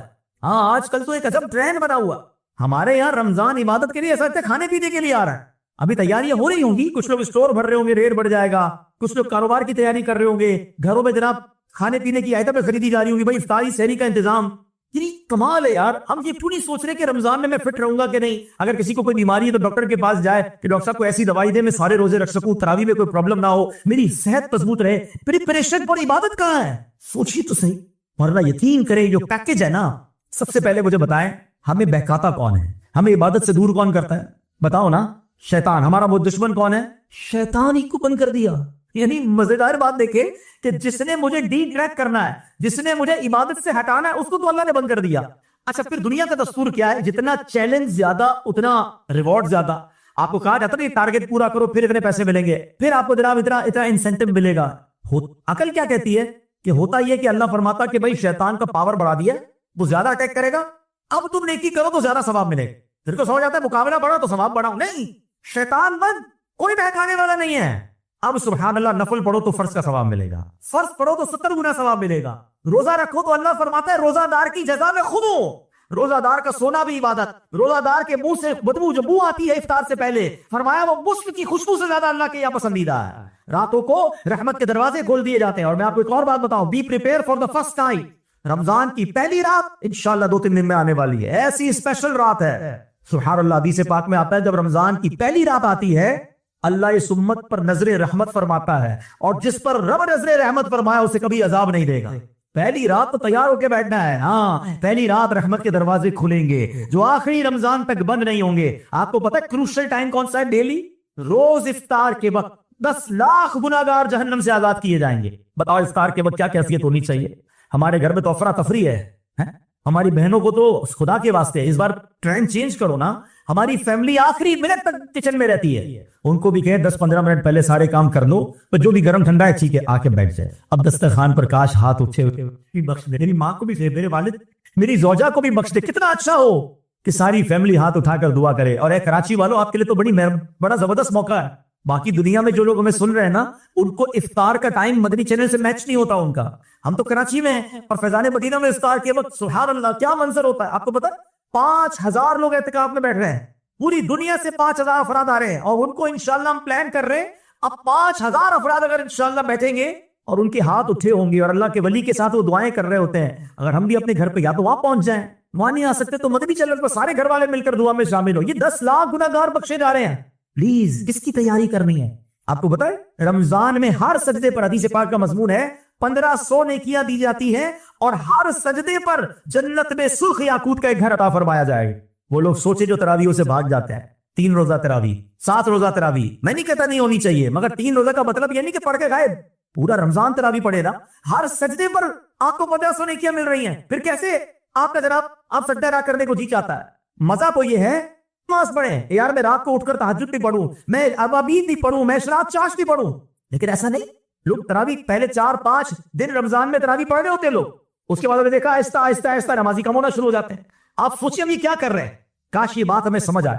بھائی میرے پیارے اسلامی بھائیوں, اس بار نیت کریں کہ رمضان میں پوری تراویح پڑھیں گے انشاءاللہ, رمضان میں پورے روزے رکھیں گے, تو انشاءاللہ اس کی برکت ہمیں نصیب ہوگی. درود پاک پڑھ لے, صلو علی الحبیب. بہرحال انشاءاللہ آواز جاری رہتی جا رہی, آپ انتظام کریں. تو میں یہ عرض کر رہا تھا کہ ہمیں یہ بات سمجھنی ہے کہ یہ اللہ کے ذکر سے اپنی زبانوں کو تر رکھنا جو ہے یہ بہت بڑی نعمت ہے. تو انشاءاللہ رمضان میں پریکٹس کریں کہ ہم اللہ پاک کا ذکر کریں گے انشاءاللہ. ہم انشاءاللہ اس میں اللہ نے چاہا تو یہ رمضان پر عبادت کریں گے انشاءاللہ, رمضان کے بعد بھی ذکر الہی میں رہیں گے انشاءاللہ. اب دوسری بات وہ یہ ہے کہ ہمیں یہ غور کرنا ہے کہ دوسرا اس کا بس کیا تھا کہ اس کا دل مسجد میں لگا رہے. اب ہمارا دل کیا مسجد میں لگتا ہے؟ اب رمضان آ رہا ہے, ہم نے دیکھا کئی لوگ مسجد میں آتے ہیں, لیکن مسجد میں آنے کے بعد باہر نکلنے کی بڑی جلدی ہوتی ہے. ان کو یہ بڑا کہ کب نکلوں مسجد سے باہر. نہیں, مسجد میں دل لگاؤ, یہ اللہ کا گھر ہے. مومن کی مثال دی گئی کہ مومن مسجد میں ایسے ہوتا ہے جیسے مچھلی پانی کے اندر ہوتی ہے. لیکن بعض لوگ ہم نے دیکھا کہ مسجد میں آتے ہیں تو ایسا لگتا ہے مچھلی پانی کے باہر ہے. مچھلی پانی کے باہر ایسے تڑپ رہی ہوتی ہے, ان کو بھی ایسی تڑپ لگی ہو, جلدی بھاگے, امام صاحب بس سلام پھیرے تو ہم نکل جائیں. کیوں باہر بیٹھنے کے لیے آپ کے پاس ٹائم ہے, مسجد میں کیوں نہیں بیٹھنا بھائی؟ ایک اور حدیث پاک ہے جس کا مضمون ہے کہ اللہ قیامت کے دن اپنے عرش کا سایہ جن خوش نصیبوں کو نصیب فرمائے گا نا, ان میں ایک خوش نصیب وہ ہے کہ جو مسجد میں مسجد سے باہر جائے تو اس کا دل مسجد میں لگا ہوگا. علماء نے اس کی مثال دی کہ مسجد پہ دل لگنے کا مطلب کیا ہے. فرمایا جیسے ہر کام کے بعد گھر جانے کو جی چاہتا ہے نا, یار کام ختم ہو چلو گھر چلتے ہیں, تھوڑا موقع ملا چلو گھر چلتے ہیں, دل لگائے گا گھر میں. فرمایا کیا ایسا مسجد میں آنے کو جی چاہتا ہے؟ کیا ظہر پڑھ لیا, عصر کا ٹائم کب ہوگا, اب مغرب کا ٹائم کب ہوگا, اب دوبارہ کب جاؤں گا مسجد میں؟ نہیں ہے لوگوں کا یہ مائنڈ سیٹ. پلیز اپنے آپ کو مسجد سے جوڑیں. اور یہ رمضان آپ آتے ہیں مسجد میں, اب یہاں میری ان سے بھی گزارش ہے جو رمضان میں آتے ہیں, آنا چاہیے پورا سال. لیکن ایک اور پرابلم کیا ہے کہ مسجد میں آ کر مسجد کا ادب نہیں کرتے. پہلے یاد کر لیجیے اللہ کا گھر ہے. ہم دنیا میں کسی منسٹر, کسی وزیر, کسی بڑے محل میں جائیں, کتنا تیار ہو کے جاتے ہیں یار اس کے آداب کا خیال رکھیں. مسجد کا کسی کو خیال ہی نہیں ہوتا, جیسے کپڑے ویسے پہن کے آ جاتے ہیں. آپ کو پتا ہے بعض صورتوں میں جب آپ کے لباس اور آپ کے منہ سے, جسم سے اگر بو آ رہی ہے تو بعض صورتوں میں مسجد میں آنا ہی جائز نہیں ہے. مگر لوگ اب آ رہے ہوتے ہیں, کیسے کپڑے پہنے, پسینے کی بو آ رہی ہے, کوئی تیاری نہیں ہے. اب کہیں جاتے ہو تیار ہو کے جاتے ہو, اللہ کے گھر میں آؤ, خوشبو لگائیں, اپنا چہرہ صاف کریں, اچھے طریقے سے ہو کر آئیں, اچھے کپڑے پہن کر آئیں. بزرگان دین نے تو نماز کے لیے الگ کپڑے رکھے ہوئے تھے. جتنا اکرام کرو گے نا اللہ کے گھر کا اتنا نوازے جاؤ گے. یاد رکھنا اس بار رمضان میں اسٹینڈ کو بھی چینج کریں. اور پھر ایک اور بات یہ ہے کہ مسجد میں آ رہے ہیں نا تو پھر مسجد کے ہو جائے نا, پھر کیوں چلے جاتے ہیں. یہ بھی بڑا دل دکھتا ہے کہ رمضان میں پہلے 3-4 دن سبحان اللہ فجر میں بھی مسجد فل ہے, تراویح میں بھی فل, 2-3 دن کے بعد پھر تھوڑے ہونے لگ جائیں گے. اور اس کے بعد کیا ہوگا, آخری طاقتوں کو پھر آئیں گے, پھر جذبہ آئے گا. اس کے بعد پھر چاند نظر آیا تو ایسے غائب. تو اب رمضان کے تو مسلمان نہیں ہے نا. پلیز سارا سال مسجدوں سے دل لگاؤ. یہ اللہ کا گھر ہے, بیٹھا کرو, اللہ سے باتیں کیا کرو, اللہ کے گھر میں آ کر مانگا کرو اس سے, وہ عطا فرمانے والا ہے. آپ بتاؤ نا, آپ کے گھر میں کوئی آ جائے, مثال دیتا ہوں, آپ کا کوئی جاننے والا آپ کے گھر میں آئے اور آ کر رونا شروع کر دے, کہ پریشان مصیبت میں ہوں, میری مدد کرو. آپ کہنے یار یہ تو گھر کے اندر آ گیا ہے, گھر میں آ کر رو رہا ہے, آپ کو کرنا ہی پڑے گا نا کچھ. دنیا کا بھی دستور ہے نا, گھر آئے کو کون منع کرتا ہے. اب جو اللہ کے گھر میں آ کے بیٹھ گیا, کریم کے گھر میں آ کے بیٹھ گیا, ہم تو نماز کے بعد بھاگ, نماز کے علاوہ بھی بیٹھا کرو. بے شک لوگ جانے دو, کونا پکڑ لو. دنیا کو بتاتے ہو نا اپنے پرابلم. میں آپ کو ایک مشورہ دیتا ہوں, اپنے دل کا دل کی بات دنیا والوں کو مت بتایا, کسی کو مت بتایا کرو کیا پرابلم ہے. کوئی کچھ نہیں کر سکتا. دنیا والے مذاق اڑاتے ہیں. آپ کسی کو جا کر کہتے ہیں نا میرا یہ پرابلم ہے, میرا یہ مسئلہ ہے, آپ حل کر دیں. حل نہیں کرتے, پیچھے جا کے باتیں کرتے. آیا تھا میرے پاس, بڑا پریشان تھا, اس کا تو یہ مسئلہ تھا, اس کا تو یہ مسئلہ تھا. تو کیوں بتاؤں کسی کو یار میرا مسئلہ؟ جس رب کائنات نے مسئلہ حل کرنا ہے, جو مسبب الاسباب ہے, جو شافی الامراض ہے, جو دنیا کو نواز رہا ہے, بیٹھ جاؤ نا اس کے گھر میں. آ گیا ہوں یا اللہ تیرے گھر میں, پریشان ہوں, تھک گیا ہوں مولا, دنیا بھر کے دھکے کھا لیے, مسئلہ حل نہیں ہوا, قریب اب تیرے گھر میں آ کر بیٹھ گیا ہوں, اور تو میری ماں سے زیادہ مجھے چاہنے والا ہے. اے اللہ بس میری جھولی بھر دے. باتیں کرو اللہ سے, دل کی باتیں کرو. بیمار ہوئے اللہ, علاج نہیں ہو رہا, اے اللہ پیسے بھی نہیں ہے علاج کے, اے مالک مدینے جانا ہے اس کے لیے بھی پیسے نہیں ہے, لوگ جا رہے ہیں, اکیلا رہ جاتا ہو, اے اللہ تو تو قریب ہے, مجھے بھی مکے مدینے دکھا دے. آپ کے دل میں جو پریشانی ہے, اے اللہ قرضے میں ہو, نہیں اتر رہا قرضہ, اے اللہ روزگار نہیں مل رہا ہے, اے اللہ کاروبار کر رہا ہوں نقصان ہو رہا ہے, لوگ ستاتے ہیں مجھے مالک, میری بچی بیمار ہے, اے اللہ بچی کا رشتہ نہیں ہو رہا ہے, میری بچی سسرال میں خوش نہیں ہے. کیوں بتاتے ہو دنیا کو؟ اس غریب کے گھر میں کیوں نہیں آ کر بیٹھ جاتے جو خود فرماتا ہے ادعونی استجب لکم, مانگو میں تمہیں عطا کروں گا. دنیا والے مذاق اڑاتے ہیں ہمارا, ان کے دھکے کھاتے ہیں, اور جو وہ اپنی رحمت کا دروازہ بند نہیں فرماتا. اور رمضان میں ارے راتوں میں رحمت کا ندا دینے والا فرشتہ ندا دیتا ہے کوئی مانگنے والا کہ اس کو عطا کیا جائے, ہے کوئی توبہ کرنے والا اس کی توبہ قبول کی جائے, ہے کوئی مغفرت کا سوالی اس کا سوال پورا کیا جائے. ہمارے لوگ کیا کر رہے ہیں, رمضان کرکٹ ٹورنامنٹ ہو رہا, ان راتوں میں جن راتوں میں پکارا جا رہا ہے کوئی مانگنے والا, کیا کر رہے ہیں, سحری کھانے جا رہا ہوں, ادھر جا رہے ہو, رات کو فلاں جگہ ڈنر کرنے جا رہا ہوں, روڈوں پہ گھومنے. ارے رحمت کے در کھلے ہوئے, کدھر بھاگ رہے ہو یار, بیٹھ جاؤ اللہ کے گھر میں, نہ جاؤ باہر. یہ پوری زندگی پڑی ہے کھانے پینے کے لیے, پتہ نہیں پھر رمضان ملے نہ ملے. کیا پچھلے رمضان میں ایسے لوگ نہیں تھے جو اس رمضان میں ہمارے ساتھ نہیں ہے؟ اگلے رمضان میں ہو سکتا ہے میرے بارے میں کوئی بات کرے, آپ کے بارے میں بات کرے, یار بھائی ہمارے ساتھ تھا, اب نہیں, چلا گیا دنیا سے. ارے اگر رمضان مل جائے نا, ضائع مت کرنا. اور میں آپ کو ایک اور بات بتا دوں, میں نے آپ کو رمضان کی فضیلتیں تو بہت ساری سنا دی, میں اب آپ کو ایک اور اہم بات سمجھا دیتا ہوں, اللہ کرے دل کے کانوں سے سننا. بلیسنگ, برکتیں تمام ہیں رمضان کی, مگر ایک سائڈ بھول جاتے ہیں ہم. پہلے ایک فارمولا سمجھ لوں, جب کسی مقام اور کسی وقت کا تقدس بڑھ جاتا ہے نا, وہ مقام اور وقت مقدس ہوتا ہے, مبارک ہوتا ہے, تو اس مقام اور اس وقت میں گناہ کرنا, اس مقام یا اس وقت میں اللہ کو ناراض کرنا, اس کی پنشمنٹ بھی زیادہ ہوتی ہے. وہ معاملہ اور سیویئر ہو جاتا ہے, سخت ہو جاتا ہے. آسان لفظوں میں سمجھاتا ہوں, کوئی بندہ روڈ پر جھوٹ بولے, اس سڑک پر جا رہا اور گانے باجے سن رہا ہو, غلط ہے, ناجائز ہے, حرام ہے. کہ مسجد کے اندر آ کر گانے باجے سن, ادھر آ کر کوئی گالی نکالے, آپ کیا کہو گے, ارے خدا کے بندے کیا کر رہے ہو, اللہ کے لوگ شاید مارنے کے لیے کھڑے ہو جائے اسے کہ مسجد میں گانے باجے کیوں, بھائی بار بھی تو بجا رہا تھا. آپ کہیں گے بار بجانا ٹھیک تھا بھائی, یہ تو مسجد ہے, یہ تو اور عذاب ہو جائے گا, اور گناہ ہو جائے گا. مقام چینج ہوا, سیویریٹی بڑھ گئی نا, سختی بڑھ گئی نا. کوئی مکے میں جا کے گناہ کرے, مکہ پاک کیا نہیں کی ہے, حدود حرم میں ایک نہیں کی, 1,00,000 نے کی, ایک گناہ, 1,00,000 گناہ. کیوں بھائی, فرمایا مکہ عبادت کے لیے، تو مکے جا کے بھی گناہ کر رہے ہو؟ مفتی احمد یار خان نہیں فرماتے جمعہ کا دن اتنا مبارک ہے کہ جمعے کے دن کوئی ایک نیکی کرے 70 نیکیاں ملتی ہیں، 70 ٹائم ملٹیپلائی ہو جاتا ہے، مگر جمعہ کے دن کوئی گناہ کرے تو اس کا گناہ بھی 70 گنا ہو جاتا ہے۔ ہر جمعے ایک فارمولا بناؤ، نیکیاں کریں مگر اس سے زیادہ ضروری گناہ نہ کریں۔ یہ الگ ٹاپک ہے کہ کئی ملکوں میں، کئی پاکستان کے شہروں میں جمعہ چھٹی ہے نا، تو جمعرات ہو گئی ویکینڈ نائٹ، تو لوگ جمعرات کو بھی زیادہ گناہ کر رہے ہیں، جمعے کو بھی زیادہ گناہ کر رہے ہیں کیونکہ چھٹی کا دن ہے۔ ارے اللہ کے بندوں، وہ چھٹی اس لیے دی گئی تھی زیادہ عبادت کرتے، تو یہ حال ہے ہمارا۔ مگر اب آؤ رمضان میں گناہ کرنے کا مطلب سمجھتے ہو؟ ہاں یہ سمجھ لو، حدیث پاک کا مضمون ہے جو رمضان میں ایک گناہ کرے اس کے 1 سال کے اعمال برباد کر دیے جائیں گے۔ ایک گناہ۔ مولا علی شیر خدا کرم اللہ تعالی وجہ الکریم نے ایک مردے کو دیکھا، آپ اللہ کے ولی تھے، آپ کی نگاہیں تھی، سبحان اللہ، آپ نے عذاب قبر میں اسے دیکھ لیا، مردہ پکار رہا ہے علی میری سفارش کیجیے، میں آگ میں چل رہا ہوں۔ آپ نے اللہ کی بارگاہ میں دعا کی، مولا اسے بچا لے۔ ارشاد ہوا اے علی اس کی سفارش نہ کریں، کیونکہ یہ رمضان میں دن میں تو روزے رکھتا تھا، رات گناہوں سے باز نہیں آتا تھا۔ روزہ رکھنے والے کو عذاب دیا جا رہا ہے، کیوں کہ رات گناہوں میں بیتی تھی۔ ہم سوچیں، ہم میں سے بہت سارے لوگ ہیں جو روزے رکھتے ہیں، بڑی اچھی بات ہے، روزہ قضا نہیں ہونا چاہیے، تراویح بھی پڑھ لیتے ہوں گے، مگر گناہ سے بچ رہے کہ نہیں بچ رہے یہ زیادہ ضروری ہے۔ چیک کریں، وہ تمام دروازے بند کرنے ہیں مجھے رمضان سے پہلے کہ جس سے میں گناہ کر بیٹھتا ہوں۔ آپ اور مجھے ایک بار بیٹھنا پڑے گا، تسلی سے سمجھنا پڑے گا کہ کون کون سا ایسا دروازہ ہے جس سے میں گناہ کر بیٹھتا ہوں، تاکہ وہ دروازے سارے بند کر دوں، ورنہ مر جاؤں گا۔ رمضان میں گناہوں کی عادت رہی تو میں تو مارا گیا نا، لوگ بخشے جا رہے ہیں اور میں گناہ کر کے عذاب کا حقدار بن رہا ہوں اتنے مقدس مہینے میں۔ دیکھیں ایسا کوئی بٹن نہیں ہے کہ جیسے ہی رمضان آئے گا تو میرا جھوٹ کا بٹن بھی بند ہو جائے گا، میرا جناب غیبت کا بٹن بھی بند ہو جائے گا، بدنگاہی کا بھی بند ہو جائے گا، حرام کمائی کا مجھے خود کرنے پڑیں گے یہ بٹن بند۔ اس کے لیے ذہن ایک بار بیٹھے، دیکھیں میں آپ کو مشورہ ہی دے سکتا۔ سب سے پہلے اچھا مجھے کسی نے کہا کہ میں نے شاید زبان سے یہ نکل گیا کہ گانا باہر بجانا بھی ٹھیک ہے، نہیں باہر بھی حرام ہے، مسجد میں بجانا اور سخت حرام۔ تو اب میں آپ کو مشورہ دیتا ہوں، مشورہ یہ ہے کہ آپ سب سے زیادہ جو ہمیں گناہوں میں مبتلا آسانی سے کر دیتا ہے نا، وہ ہمارا موبائل فون۔ ہم نے عجیب معاملہ ہے، لوگوں کے موبائل فون میں اتنے پیجز لائک کیے ہیں، اتنے گروپوں میں شامل ہیں، جب کھولتے کوئی نہ کوئی ویڈیو آ جاتی ہے جس میں بے پردگی ہے، میوزک ہے، حرام ہے۔ آپ رمضان میں کم از کم اپنی عادت بنائیں کہ سوشل میڈیا پہ نہیں جانا۔ ضرورت ہے واٹس ایپ وغیرہ کی تو بھائی میسج کر دیا، کسی کو فون کر لیا، باقی سوشل میڈیا اس کے نہ کھولیں گے تو کچھ نہ کچھ ایسا ہو جائے گا، ایک گناہ 1 سال کے اعمال نہ برباد کر دے۔ سیکنڈ نمبر پہ یہ دیکھیں کہ اگر کچھ دوستوں کی گیدرنگ ایسی ہے کہ میں جب بھی جاتا ہوں غیبت، چغلی، ہنسی مذاق، کسی کو تنگ کرنا، جھوٹ، نہیں یار میں اس گیدرنگ میں نہ جاؤں کیونکہ وہاں جاؤں گا تو گناہ ہو جائیں گے، میں تلاوت کر لیتا ہوں، میں مسجد میں وقت گزار لیتا ہوں، میں کوئی اور نیکی کر لیتا ہوں، نہیں کوئی دوست وغیرہ رات نہیں جا سکے، سو جائے، گناہ نہیں کرنا۔ پہلا فارمولا یہ بنایا کہ اس بار ماہ رمضان میں نے کوئی گناہ نہیں کرنا ہے انشاءاللہ۔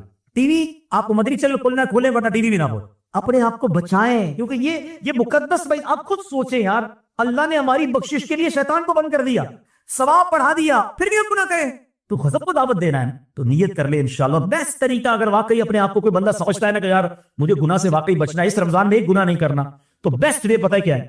دعوت اسلامی والوں کو اللہ سلامت رکھے، پورے مہینے کا اعتکاف کر پا رہے ہیں فیضان مدینہ میں، پورے مہینے کا 5000 لوگ پوری دنیا سے آ رہے ہیں، ریکویسٹ کر رہے ہیں میں داخلہ مل جائے، تو یہ دعوت اسلامی نے کر دکھایا۔ ایک مہینہ کر کے دیکھ لیں اعتکاف، لائف چینج ہو جاتی ہے، لوگ بدل کے جاتے ہیں، پورا مہینہ نہیں تو 10 دن کا اعتکاف کرے۔ دعوت اسلامی والوں کے ساتھ اعتکاف کا فائدہ یہ کہ وہ صرف اعتکاف نہیں ہوتا، وہ پوری ٹریننگ ہوتی ہے، تو انشاءاللہ ہم عبادت کرنے والے بن جائیں گے۔ تو بس اس رمضان میں نیت کر لے انشاءاللہ ایک گناہ بھی نہیں کروں گا انشاءاللہ۔ آخری بات بیان ختم کرنے سے پہلے کہ اس بندے کا تیسرا وصف تھا کہ وہ اپنے ماں باپ، اس کی وجہ سے اس کے ماں باپ کو برا بھلا نہیں کہا جاتا۔ ہاں یہ بڑی اہم بات ہے، میں اور آپ غور کریں کہ ہماری وجہ سے ہمارے ماں باپ کی تعریف ہوتی ہے، یا لوگ ہمارے ماں باپ کو بھی برا بھلا کہتے ہیں کہ ایسا بیٹا، گالیاں دیتا ہے، سب سے لڑتا ہے، پورے محلے کو پریشان کرتا ہے، جب دیکھو موٹر سائیکل سے سائلنسر نکال کے گھوم رہا ہے، کیا کیا لوگ کر رہے ہیں، لوگ اس کی وجہ سے ماں باپ کو کہتے ہیں یہ تربیت کی ہے ماں باپ۔ کتنا بدبخت ہے کہ جس کی وجہ سے اس کے ماں باپ انتقال بھی کر گئے ہوتے، بیوی ان کے ماں باپ کو کہہ رہے ہوتے ہیں یار کیا اولاد چھوڑ کے گئے، سب کو پریشان کر رہا ہے۔ ایسے مت بنو، ماں باپ کے لیے خوشی کا باعث بنے، یعنی اللہ کرے میں ایسی اولاد بنوں کہ مجھے دیکھ کر لوگ کہے کہ ماشاءاللہ کیا تربیت کی ہے ماں باپ نے، یہ بیٹا ایسا ہے تو ماں باپ کیسے ہوں گے، یہ بیٹا تو ماں باپ کی مغفرت کا ذریعہ ہے۔ ایسے بنے نا کہ میرے ماں باپ کی نیک نامی کا ہم باعث بنے۔ مگر آج حال کیا ہے، ماں باپ کو زندگی میں بھی دکھ دیتے اور ماں باپ کو مرنے کے بعد بھی دکھ دیتے۔ ہاں اولاد اگر برے کام کرے تو ماں باپ کی روح کو تکلیف ہوتی ہے، اے وہ میرے بھائیوں جن کے ماں باپ چلے گئے ہیں، وہ کام نہ کرو جن کی وجہ سے ماں باپ کو تکلیف ہوتی، زندگی میں اپنے ماں باپ کا خیال رکھیں، ان کی دعائیں لیں۔ ابھی آپ نے شب برات گزاری ہے نا، شب برات میں کروڑوں بخشے جائیں گے، آپ نے سنا ہوگا، مگر ایک لسٹ بیان ہوئی تھی کہ ماں باپ کا نافرمان نہیں بخشا جائے گا۔ خدا کی قسم آپ بڑے خوش نصیب ہیں جن کے ماں باپ ان کے پاس ہے۔ ارے اس سے بڑھ کر تو کیا ہے کہ ماں باپ بھی ساتھ ہوں اور رمضان بھی آ جائے، آئے ہائے افطار میں ماں ساتھ ہو، افطار میں والد ساتھ ہو تو چاہیے کیا، ان کی دعائیں ہوں گی تو میرا پار ہو جائے گا نا. مگر ہمارا حال یہ ہے کہ ماں باپ گھر میں ہوتے ہوئے بھی ہم سے تکلیف میں ہوتے. پوچھو ان سے جن کے ماں باپ چلے گئے بڑے یاد آتے ہیں, خاص طور پہ ان دنوں میں تو بہت یاد آتا ہے. تو اپنے ماں باپ کی قدر کیجئے, ان کی دعائیں لیجئے. اور یہاں پہ ماں باپ سے بھی ایک بات کرنا چاہتا ہوں کہ جو آج کا دور ہے اس میں خدا کے واسطے اپنے بچوں کا خیال رکھیں. ان بچوں کو ایسی صحبتوں سے بچائیں جو ایمان چھیننے والی. آج سے کچھ عرصہ پہلے پتہ کیا ہوتا تھا کہ بچے بری صحبت میں جا کر بے عمل ہو رہے تھے, بے نمازی ہو جاتے تھے, ناچ گانوں میں پڑ جاتے تھے, غلط کاموں میں پڑ جاتے تھے. وہ بھی غلط تھا. مگر آج تو ایسی صحبتیں آ گئی ہیں کہ بچوں کا ایمان جانے کا ڈر ہو گیا. جگہ جگہ الگ الگ قسم کے جناب فتنے سر اٹھا رہے ہیں, اور جناب کسی ماں باپ کچھ لوگوں کو فکر ہی نہیں. اب دیکھیں نا, آئے دن آپ کیا خبریں سن رہے ہیں. اسکول کالج میں بڑا شوق ہے پڑھانے کا, میں نہیں کہتا نہ پڑھاؤ, لیکن یہ تو چیک کرو اس کا ماحول کیسا ہے. کہ ہر جگہ بھیجنا ضروری ہے. میری پچھلے دنوں میں نے نگرانی شورا کا ایک بیان سن رہا تھا. اب دیکھیں یہ حال ہو گیا ہمارے, میں شہر کراچی کی بات کر رہا ہوں. ایک اسکول میں کمپلین کی ماں باپ نے کہ ہمارا بیٹا انگلش میڈیم اسکول میں ہم نے داخل کروایا ہے, مگر اس گھر آ کے کہتا ہے السلام علیکم, گھر آ کر کہتا ہے ماشاءاللہ سبحان اللہ, یہ اسکول میں کیا سکھا رہے ہیں آپ اس کو, ہم نے یہ پڑھنے تو نہیں بھیجا. اسکول والوں نے سرچ کیا تو پتا چلا کہ ایک ٹیچر ہے وہ یہ سکھا رہے ہیں, ان کو بلایا آپ کیوں کر رہے ہیں. میں نے سوچا کہ اسلامی آداب بھی سکھا دوں بچوں کو. آپ کو پتا ہے اس اسکول کی انتظامیہ نے اس ٹیچر کو فارغ کر لیا. ماں باپ کو یہ گوارا نہیں ہے کہ ہم کو ماڈرن بنانا چاہتے ہیں, ہم تو جناب اس کو دنیا بھر کی ٹیکنالوجی سکھانا چاہ رہے ہیں. دین کہاں سے سکھانا شروع کر رہی ہے آپ نے؟ یہ کیسے مسلمان ماں باپ ہیں؟ اور پھر کیا ہو رہا ہے, میں اشارتاً کہہ دوں گا جو آج کل سوشل میڈیا پہ چل رہی ہے خبریں, ہر تھوڑے دنوں بعد آپ سنتے ہیں کہ ڈرگ پیتے ہوئے اور پتہ نہیں کن کن چکروں میں ایک لڑکے نے دوسرے لڑکے کو مار دیا. وہ اسکول کے کالج کے دوست ہیں نا. کیا ہو رہا ہے اسکول کالجز میں؟ پلیز دھیان تو رکھو, یہ ہماری اولاد ہے, یہ کہاں جا رہی ہے؟ ایسی تعلیم کس کام کی جو میرے بچے کا دین ایمان آخرت برباد کر دے؟ اور میرے لیے میرے سرمایہ کیا ہے, میرا پھل کیا ہے؟ نیک اولاد. یاد رکھیے گا, آپ کے پاس اربوں روپے اگر اولاد فرما بردار نہیں تو کس کام کے؟ وہ اولاد بعد میں آپ ہی کے پیسے وہ عیاشی پہ خرچ کرے گی. اولاد کو نیک بنانے کی فکر کریں, اولاد کی اچھی تربیت کی فکر کریں. اور وہ کب ہوگا جب ہم اچھے بنیں گے. ہم اچھے بھی بنیں اور اولاد کو اپنے ساتھ رکھیں, اولاد کے ہم دوست بن جائیں, اس سے پہلے کہ کوئی اور دوست بن کے اس کا دماغ خراب کر دے. پلیز آپ کو پتا ہے, میں آپ کو مشورہ دیتا ہوں, آپ سب سے پہلے کوشش کریں آپ کی اولاد نمازی بن جائے. خدا کی قسم خوش نصیب ہے وہ ماں باپ جن کی اولاد نمازی ہے. وہ کچھ اور کرے نہ کرے, دن میں 5 بار باوضو قبلہ رو ہو کر اتحیات میں بیٹھ کر میرا بیٹا کیا پڑھے گا؟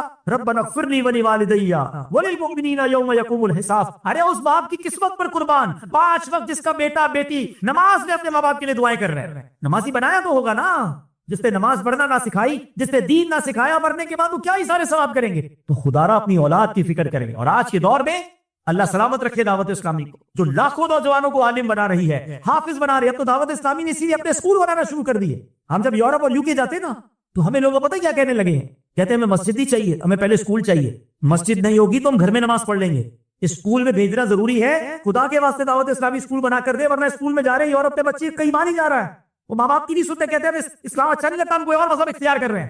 کیا بچا ان ماں باپ کے پاس جن کی اولاد ہی ایمان سے چلی گئی؟ مگر نہیں, خواب ہے یورپ جانا ہے, UK جانا ہے, بچوں کو ایسی تعلیم. میں اگین کہہ رہا ہوں, میں تعلیم کے خلاف نہیں, مگر وہ تعلیم کس بات کس کام کی جو میرے بچوں کو دین ایمان برباد کر دے. میں آپ کو حدیث پاک سناتا ہوں. اللہ کے نبی علیہ الصلوۃ والسلام فرماتے ہیں, جو شخص اپنے بھائی کا عیب دیکھ کر اس کی پردہ پوشی کرے تو وہ جنت میں داخل. روایتوں میں آتا ہے جو کسی کے عیب کھولتا ہے اس کے عیب کھول دیے جائیں. جو کسی کے عیب چھپاتا ہے اللہ اس کے دنیا اور آخرت میں عیب چھپا دے. بتائیے اسلام مذہب کتنا پیارا ہے. میں کبھی کبھی سوچتا ہوں یہ چیزیں عبادت تو نہیں ہے. یعنی میں کسی کا عیب چھپاؤں, میں نے اللہ کو سجدہ تو نہیں کیا, میں نے روزہ تو نہیں رکھا, میں نے تلاوت تو نہیں کی, میں نے اللہ کا ذکر بھی نہیں کیا, میں نے کسی مسلمان کا عیب چھپا لیا. لک ایٹ ہاؤ بیوٹیفل اسلام ہے کہ مسلمان آپس میں پیار سے رہیں, محبت سے رہیں, عزت سے رہیں. It is required. عیب میں کسی کے چھپا رہا ہوں, میرے رب عیب چھپا رہا ہے, میری بخشش فرما رہا ہے, مجھے جنت میں داخل کر رہا ہے. یہ الگ ٹاپک ہے, کبھی انشاءاللہ موقع ملا. میں نے پچھلے دنوں ایک ٹاپک ریڈی کروایا تھا کہ جب انٹرنیشنل ٹریول کرتے ہیں تو مختلف فورمز پر, مختلف جگہوں پر بدقسمتی سے, چاہے وہ لبرلزم کے نام پر یا الحاد کے نام پر, ایتھیزم کے نام پر, یہ فضا قائم کی جاتی ہے کہ جناب اسلام جب بھی نافذ کیا جاتا ہے, اسلام جہاں ڈومینیٹ کرتا ہے وہاں پرابلم شروع ہو جاتی ہیں, وہاں پر جناب ایشوز شروع ہو جاتے ہیں. میں نے الحمدللہ ایک اسپیچ ریڈی کروائی, ایک ٹاپک ریڈی کروایا, کچھ اسلامی بھائیوں سے رابطہ کیا, علماء سے کچھ مواد میں نے بھی جمع کیا کہ Islam is not a problem for the society, actually Islam is the solution for society. یعنی میں اپنے اسی ایپ پوشی کی مثال دی, ایسی کتنی مثالیں. آپ مسلمان کو تحفہ دیں آپ کو ثواب ملتا ہے. میں کسی کو تحفہ دے رہا ہوں, اس میں اللہ کی کون سی عبادت ہے؟ آپ مسکرائیں تو آپ کو صدقے کا ثواب ملتا ہے, اس میں بظاہر کون سی اللہ کی عبادت ہے؟ میں کسی کو مجھ پہ ظلم کرے میں اسے معاف کر دوں, اللہ مجھے جنت دے گا, یہ اللہ کی کون سی عبادت؟ اے پڑوسی کا حق اچھا ادا کرو، اللہ مجھے جنت دے دے گا، رب بخش دے گا، پڑوسی کے ساتھ میں اچھا کر رہا ہوں، اس میں رب کی کون سی عبادت ہے؟ ایسی کتنی عبادتیں ہیں، یہ تو میں بہت تھوڑی سی بتائیں، اگر اس کو میں لسٹ ڈاؤن کروں تو بندہ حیران ہو جاتا ہے کہ اسلام کو ریکوائرڈ کیا ہے. تو ایکچولی دا ریکوائرمنٹ آف اسلام کہ ہم جس سوسائٹی میں رہیں وہاں حقوق کا خیال رکھیں. میرا اسلام تو جانوروں کے حقوق بیان کرتا ہے. آج ہم کسی اور سوسائٹی میں جا کر کہتے ہیں میں امریکہ سے آیا، یورپ سے آیا، جاپان سے آیا، کمال کی صفائی ہے، کمال کے حقوق ہیں، کمال جناب لوگ ایک دوسرے کا خیال رکھتے ہیں. ان بیچاروں نے لگتا ہے اسلام پڑھا نہیں ہے. میرا اسلام تو کہتا ہے صفائی نصف ایمان ہے. مسئلہ یہ ہے کہ ہم اسلام کو پڑھتے نہیں اور دوسروں کی باتیں پڑھ کے انسپائر ہو جاتے ہیں. ہاں یہ ضرور کہا جا سکتا ہے کہ اسلام جہاں پر پراپر نافذ کر دیا جائے، proper implementation of Islamic ruling ہو جائے، دنیا کی سب سے بیسٹ سوسائٹی وہ بن سکے. سچ بولنے والے کو جنت عطا ہوتی ہے، سچ بولنے والے سے رب راضی ہو جاتا ہے، سچ بولنے سے سوسائٹی اچھی ہوتی ہے. بہرحال یہ الگ ٹاپک ہے، مگر یہاں امام اعظم کا یہ جو کال اور امام اعظم کا یہ انداز ہمیں کیا سکھا رہا ہے کہ عیب پھیلانے نہیں ہے، عیب چھپانے ہیں. اور یقین کریں اگر کسی کے عیب اچھالنے میں، ڈسکس کرنے میں بڑا مزہ آ رہا ہے نا، تو انتظار کیجئے کہ چند دنوں بعد آپ ڈسکس ہو رہے ہوں گے. عربی کا ایک مقولہ ہے، من ضحکا ضحکا، جو ہنستا ہے بعد میں ہنسا جا جا، اس پر ہنسا جا جا. جو لوگوں پر ہنستا ہے نا، انجوائے کر کر کے، مزے لے لے کر. کاش میرا یہ بیان سوشل میڈیا انفلوئنسرز یا جناب نیوز کاسٹرز اور اس طرح کے رپورٹر سنیں جن کو خبر کی تلاش ہو اور اس کے بعد کوئی تحقیق نہیں ہے. فلاں کی بیٹی نے یہ کر دیا، فلاں کے بیٹے نے یہ کر دیا، فلاں کے گھر سے یہ برآمد ہوا، وہ بعد میں پتہ چلتا ہے وہ خبر ہی جھوٹی تھی، وہ تو ایف آئی آر تھی، فرسٹ انفارمیشن رپورٹ تھی، بعد میں ختم ہو گئی، بعد میں انویسٹیگیشن کی تو ایسا کچھ تھا ہی نہیں، لیکن پورے زمانے میں اس کے ڈنڈورے پیٹ دی. کیسے جواب دیں گے اللہ کی بات؟ دو الگ باتیں. ایک تو اگر کسی میں عیب ہے تو بھی عیب نہیں اچھال سکتے، اور عیب نہیں اور عیب اچھال رہے تو پھر کدھر اللہ کو کتنا بڑا گناہ ہو جائے گا. اور who cares؟ فکر ہی نہیں ہے جناب اس میں ویوز ملیں گے، آئی ہے کوئی نہیں آئی ہے تب بس چلے گی. لا حول ولا قوت. اس دن سے ڈرے وہ لوگ. اور میں کہتا ہوں چلے دنیا میں آپ کے عیب نہ کھلے، میرے نزدیک دنیا میں عیب کھلنا اتنا بڑا مسئلہ ہی نہیں ہے. قیامت کے دن عیب کھل گئے، ادھر جاؤ ادھر کے بعد تو کوئی وہ ہے ہی نہیں نا، دوبارہ اس کو ریپیئر کرنے کا تو ٹائم ہی نہیں ہے. دعا کرتے ہیں بچپن سے ہم، یا الہی نام اعمال جب کھلنے لگے، عیب پوشے خلق ستارے خطا کا. میں آپ سے پوچھتا ہوں یہ کیسی دعا ہے؟ اللہ سے کہہ رہے مولا عیب نہ کھولیو، نہ دنیا میں کھلے نہ محشر میں کھلے. اسی بندے سے پوچھ لے تم نے تو وہ کہ عیب چھپائے، وہ نہیں چھپا رہا، فیملی نہیں چھپا رہی، خواتین نہیں. اللہ کرے میری بہنیں یہ بیان سنیں، نہ کریں ایسے پلیز. پتا چل بھی جائے نا کہ یار اس کا یہ معاملہ کلوز ہے، بند کریں. کیوں بتا؟ ہاں یہ الگ بات ہے کہ کچھ صورتوں میں لوگوں کو مطلع کرنے کے لیے کچھ عیب بیان کرنے پڑتے ہیں، لیکن یہ غلط تفصیل ہے اس کی. کیا آپ نے کسی شرعی مفتی صاحب سے اجازت دی ہے اس بات کی کہ میں اس کے اس عیب کو اس لیے بتا رہا ہوں کہ جناب لوگ بچ جائیں؟ اس کی کچھ صورتیں ضرور ہے. ہاں آپ سے آج سے کوئی پوچھ رہا ہے کہ بھائی میں فلاں جگہ پر اپنی بچی کا رشتہ کرنا چاہتا ہوں، اب آپ اس بندے کو پرٹیکولر اگر آپ کو کوئی بات بتائے تو بتا سکتے، اس کی بھی میرا کہنا تفصیل ہے. کوئی بندہ آگے کہتا ہے میں اس سے کاروبار کرنا چاہتا ہوں، اپنے پیسے لگا دوں، آپ کو کوئی تفصیل بتائے تو اس کو بتا سکتے ہیں. اور وہ بھی جتنی اچھا مثال کے طور پر اس نے کاروبار کے لیے پوچھا ہے، آپ کہتے ہیں پیسے مت دینا، پیسے کھا جاتا ہے یا پیسوں میں پرابلم ہے، اگر آپ کے پاس کنفرم ہے شراب بھی پیتا ہے، دوسرے برے کام بھی، اس کی تو اجازت نہیں تھی. اس نے آپ سے کاروبار کے لیے پوچھا تھا، اس کا کردار تو نہیں پوچھا تھا. لیکن ہمیں تو بس ایگزیجریشن، ملٹیپلیکیشن. بھائی یہ عادت نکالے اپنے اندر سے. میں جانوں میں اپنے اعمال تو پہلے ٹھیک کر لوں. اتنے ایک انگلی اٹھاؤ گے کسی کی طرف، یہ اپنی طرف آ رہی. کیا شاندار امام. اب دیکھیں یہ بڑوں کا ایک عمل، اب اس میں کتنی باتیں ہو رہی. امام اعظم نے ایک عمل کیا. Look at how beautiful message. امام اعظم کا ایک اور کام، اتنے بڑے نام. مگر آپ کی والدہ کا ایک عجب انداز تھا. آپ کی والدہ کو جب بھی کوئی شرعی مسئلہ پوچھنا ہوتا تھا نا تو مسجد سمجھے محلے کے امام صاحب تھے یا ایک وائز تھے، دو افراد تھے، ایک اچھی تقریر کرتے تھے اور ایک مسجد کے امام تھے. کبھی کہتی ان سے پوچھ کر آؤ، کبھی کہتی ان سے. امام اعظم ہے جو جن کے شاگرد مجتہد تھے، مگر ماں کہتی تھی ان سے پوچھ کر آؤ تو ان سے پوچھ کے آتے تھے. اچھا پوچھتے جاتے تھے تو امام صاحب کہتے ہیں کہ امام صاحب امام اعظم کیوں گناہگار کر رہے ہیں، آپ ہم سے مسئلہ پوچھ رہے ہیں، ہم تو آپ سے سیکھتے ہیں. تو ماں نے کہا ہے تم جواب کہ اچھا ایسا کرے آپ ہی جواب دے دے. امام اعظم جواب دیتے کہ یہی میرا جواب ہے، اپنی والدہ کو بتا. والدہ کو آ کے بتاتے کہ امام صاحب نے یہ جواب، بیکاز ماں اس سے سیٹسفائی ہو. ایک بار امام مسلم فرما رہے کہ میں نے دیکھا کہ وقت کے امام اعظم ابو حنیفہ کوفہ کی گلیوں میں اپنی والدہ کو اونٹ پر یا کچڑ پر بٹھا کر اس کی لگام تھام کر جا رہے. کہاں جا رہے ہیں؟ ماں نے کہا تھا آج میں پوچھ کر آؤں گی فلاں وائس. ماں کو لے کر گئے، اس کے حجرے کے باہر کھڑے ہو گیا. ماں اندر گئی، سوال پوچھ کے واپس آئی، ماں کو واپس لے جائے. کیا سیکھنے کو ملا؟ ماں کو نہیں کہا، ماں جانتی نہیں میں کون ہوں. میرے شاگردوں میں بڑے بڑے مفتی ہیں اور میں کسی مسجد کے امام سے مسئلہ پوچھنے جاؤں؟ You don't know who am I؟ میرا مرتبہ کیا ہے؟ لوگ میرے آگے کتابیں لے کر مجھ سے سیکھنے آتے ہیں اور تم مجھے کہہ رہی ہو کہ امام سے سوال کر کے آؤ. یہ میسج ہے ہم ان تمام لوگوں کے لیے جو آج پی ایچ ڈی کر چکے, جو آج کسی کمپنی میں سی او ہیں, جو سی او او ہیں, جو جناب مینیجر ہیں, جو ڈائریکٹر ہیں. آپ میں سے کچھ ایسے ہوں گے کہ جن کے تحت سینکڑوں, ہزاروں یا بیسیوں لوگ کام کرتے ہوں گے. آپ مقام بن گیا, اور یہ مقام بننے کے بعد نارملی ماں باپ کو کیا کہہ رہے ہوتے ہیں, پتہ نہیں میں کون ہوں, ماں میں اب بڑا افسر بن گیا ہوں, میں بڑا آدمی بن گیا ہوں, یہ چھوٹے موٹے کام میں نہیں کروں گا, آپ ہر کام مجھے دیتی لگتا ہے, مجھے ابھی بھی بچہ ہی سمجھتی ہوں, پتہ نہیں میں کیا ہو گیا ہوں. اب تو اتنے فالوور ہو گئے میرے سوشل میڈیا پہ, اب تو زمانے میں میرا نام ہو گیا, میرا بیان, میری تقریر, میری اسپیچ لوگ سنتے ہیں. یہ سب سے بڑی بے وقوفی ہے. سیکھیے امام اعظم سے, ماں کو کبھی نہیں کہا میں بڑا آدمی ہو گیا ہوں, ماں کے سامنے وہ بچہ ہی بنے رہے. کبھی اپنے ماں باپ کو مت کہنا کہ میں کیا بنا, ارے میں جو بنا ہوں انہی کی وجہ سے تو بنا ہوں. اگر آج کوئی مرتبہ ملا ہے تو کس لیے ملا ہے؟ ماں باپ کی دعاؤں سے ملا ہے, ان کی برکتوں سے ملا ہے. میں انہی کو جا کر بتاؤں گا میں بڑا ہو گیا ہوں. جتنے بڑے ہو جاؤ, ماں باپ کے قدموں میں رہنا, ان کا بچہ بن کر رہنا, ان کی خدمت کرتے رہنا, واللہ وہ جو دعائیں ملیں گی وہ آپ کو اور بلندی ملے. کیا خوبصورت میسج ملتا ہے بڑوں کسی سے. ادب کیجیے. میں اپنی زندگی کا ایک نچوڑ دینا چاہتا ہوں, جس کے ساتھ اس کے ماں باپ کی دعائیں ہیں نا, اس کو ترقی سے کوئی نہیں روک سکتا.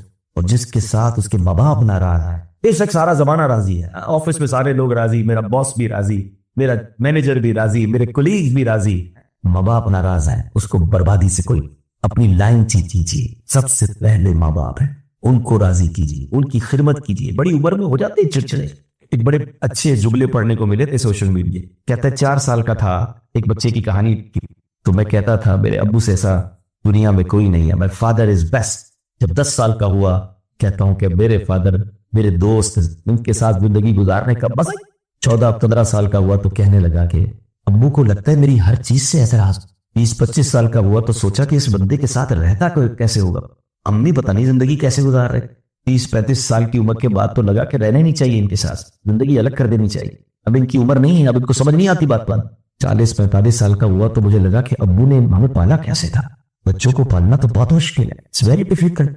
50 سال کی عمر پہ پہنچا تو مجھے لگا کہ کیا کمال کے اصول تھے میرے ابو, مجھے بھی وہی اصول اپنے بچوں پہ امپلیمنٹ کرنے چاہیے. اور جب 60 سال کا ہوا تو اس بات کو کہنے پہ مجبور ہو گیا کہ مائی فادر از بیسٹ. میرے ابو جیسا کوئی نہیں تھا. آخر میں ایک جملہ لکھا تھا, 56 سال لگے واپس اس جملے پر آنے کا, واپس اس جملے پر پہنچنے پر کہ مائی فادر از بیسٹ. جوانی میں جو باپ برا نہیں لگتا تھا, ایک ایج پر آ کر اس باپ کی ہر بات یاد آتی. آپ میں سے کچھ لوگ ہوں گے 20-25-30 سال کی عمر میں جن کو واقعی ابو کی باتیں اریٹیٹ کر رہی ہو. بلیو کریں, یہاں 50 سال کے لوگ بھی بیٹھے, پوچھیں ان کو اب اپنے والد کی ہر بات یاد آتی. تو کاش یہ بات پہلے ہی سمجھ جائیں کہ my father is best, my parents are best. مجھے ان کے ساتھ زندگی گزارنی اور ان کی باتیں ٹھیک ہیں, میرے لیے ہی بہتر ہو. آگے چلتے ہیں. 5 شعبان آئے, اس ہستی کا یوم پیدائش ہے جو ہم سب کے دلوں میں بستی, اور وہ کون سی ہستی ہیں؟ امام حسین رضی اللہ, امام علی مقام, امام عرش مقام, امام تشنا کا, وہ عظیم ہستی جن کے بارے میں میرے آقا علیہ الصلوۃ والسلام فرمائے, یہ دونوں امام حسن اور امام حسین کے بارے میں, یہ میرے دونوں پھول ہیں, جنتی نوجوانوں کے سردار ہیں. حدیث پاک کا خلاصہ, جس نے حسین سے محبت کی اس نے مجھ سے محبت, جس نے حسین سے دشمنی کی وہ ایسا اپنے مجھ سے دشمن. حسین مجھ سے ہے, میں حسین سے. آئے ہائے کتنا پیار فرماتے نبی پاک کے نواسے سے, اور تربیت کیسی فرمائی. اتنی باتیں, امام حسین کی باتیں تو ختم ہی نہیں ہو سکتی. بچپن کا وقت ہے, امام حسن اور امام حسین وضو کر رہے تھے تو دیکھا برابر میں ایک بزرگ بھی وضو کر رہے. اب بچے ہو کر آپ کو وہ بچے کس کے تھے, آل کون سی تھی, ان کو شریعت بھی پتا تھی تو کس کو پتا تھی, پتا تھا بزرگ غلطی کر رہے ہیں, وضو سے یہ نہیں کر رہے. مگر وہ look at the way of تربیہ, look at the way of training. یا بہت سارے لوگوں کو جو ٹریننگ کرتے ہوں گے, جو لیکچر دیتے ہوں گے, جو ریئلائز کراتے ہوں گے, جو غلطی کو دور کرنا چاہتے ہو.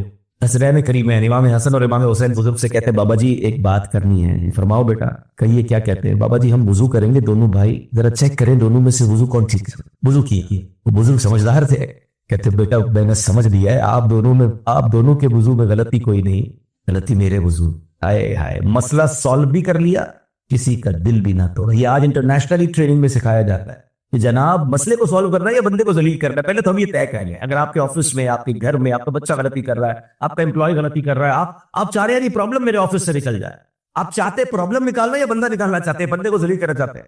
ہمارے یہاں نارملی اسٹائل کیا ہوتا ہے, تمہیں سمجھ نہیں پڑتی, پڑھ کر کیا آئے ہو, پتہ نہیں یہ کام ایسے نہیں ہوتا, جاہل آدمی ہو, اتنے سال لگ گئے پھر بھی نہیں سیکھے. ہو سکتا ہے غلطی دوبارہ نہ کرے مگر آپ سے دل ٹوٹ گیا اس کا. ہاں, اب آپ کے بارے میں کوئی اچھے خیالات نہیں ہے اس کے. اگر آپ پرابلم دور کرنا چاہتے ہیں تو کمال یہ ہے کہ بندہ بھی آپ کا رہے اور پرابلم بھی ڈیلیٹ ہو جائے. کمپیوٹر اٹھا کے تھوڑی پھینک دیتے, اگر کمپیوٹر میں کوئی پرابلم آ جاتا ہے ڈیلیٹ کر کے چیز نکالتے ہو نا. بندے سے بھی ڈیلیٹ کر کے چیز نکالو. بندے کو کیوں اٹھا کے پھینکنا ہے؟ بندے کا سر کیوں توڑنا ہے؟ بندے کو برا بلا کیوں دینا ہے؟ گالیاں کیوں دینی ہے؟ وہ بچپن میں سکھا گئے کہ ریئلائزیشن کیسے کروانا ہے, معاملے کو سالو کیسے کرنا ہے, تربیت کیسے کرنا ہے. بعض اوقات کسی غلطی کو سدھارنے کے لیے جو ہمارا عمل ہوتا ہے نا, وہ غلطہ ہوتا ہے, اس سے بھی بڑی غلطی ہوتی ہے. فار ایگزامپل, بچے نے چائے کا کپ گرایا اور باپ نے ڈنڈا اٹھا کے سر پہ مار مارا, سر پھٹ گیا, ہاسپٹل لے گئے. وہ غلطی چھوٹی تھی, آپ نے تو غلطہ کر دیا. نہیں بھائی, اس بات کو ٹھیک کرے کہ آئندہ وہ غلطی نہ. یہ ایگزامپل کے طور پہ سمجھا رہا ہوں. سبحان. تو یہ آل رسول کی باتیں. امام حسین کسی قدر اللہ رسول کے ذکر سے پیار کرتے تھے, اس قدر دعاؤں سے پیار تھا کہ جب یہ جو کربلا کی لڑائی تھی, کربلا کا دن آنے والا تھا, یوم عاشورہ, اس سے ایک دن پہلے امام حسین اپنے چچا جان سے کہتے ہیں کچھ صورت ایسی بنائے نا کہ یہ جنگ ایک دو دن اور لیٹ ہو جائے, یہ معاملہ ایک دو دن اور لیٹ ہو جائے, تاکہ میں مزید اللہ کی عبادت کر دوں, میں مزید تلاوت کر لوں, میں مزید دعا کر. معلوم تھا کہ شہادت تو ہونی ہے, مگر پیار کیسا تھا اللہ کے ذکر سے. اور سبحان اللہ, ذکر الہی, تلاوت قرآن, سجدوں کا شوق کیسا کہ جس وقت شہید کیا گیا اس وقت بھی آپ سجدے کے عالم میں, اور جب آپ کو تلوار کے نیزے پر آپ کا سر اقدس اٹھایا گیا تو اس وقت وہ سر سے بھی تلاوت کی آواز آ رہی.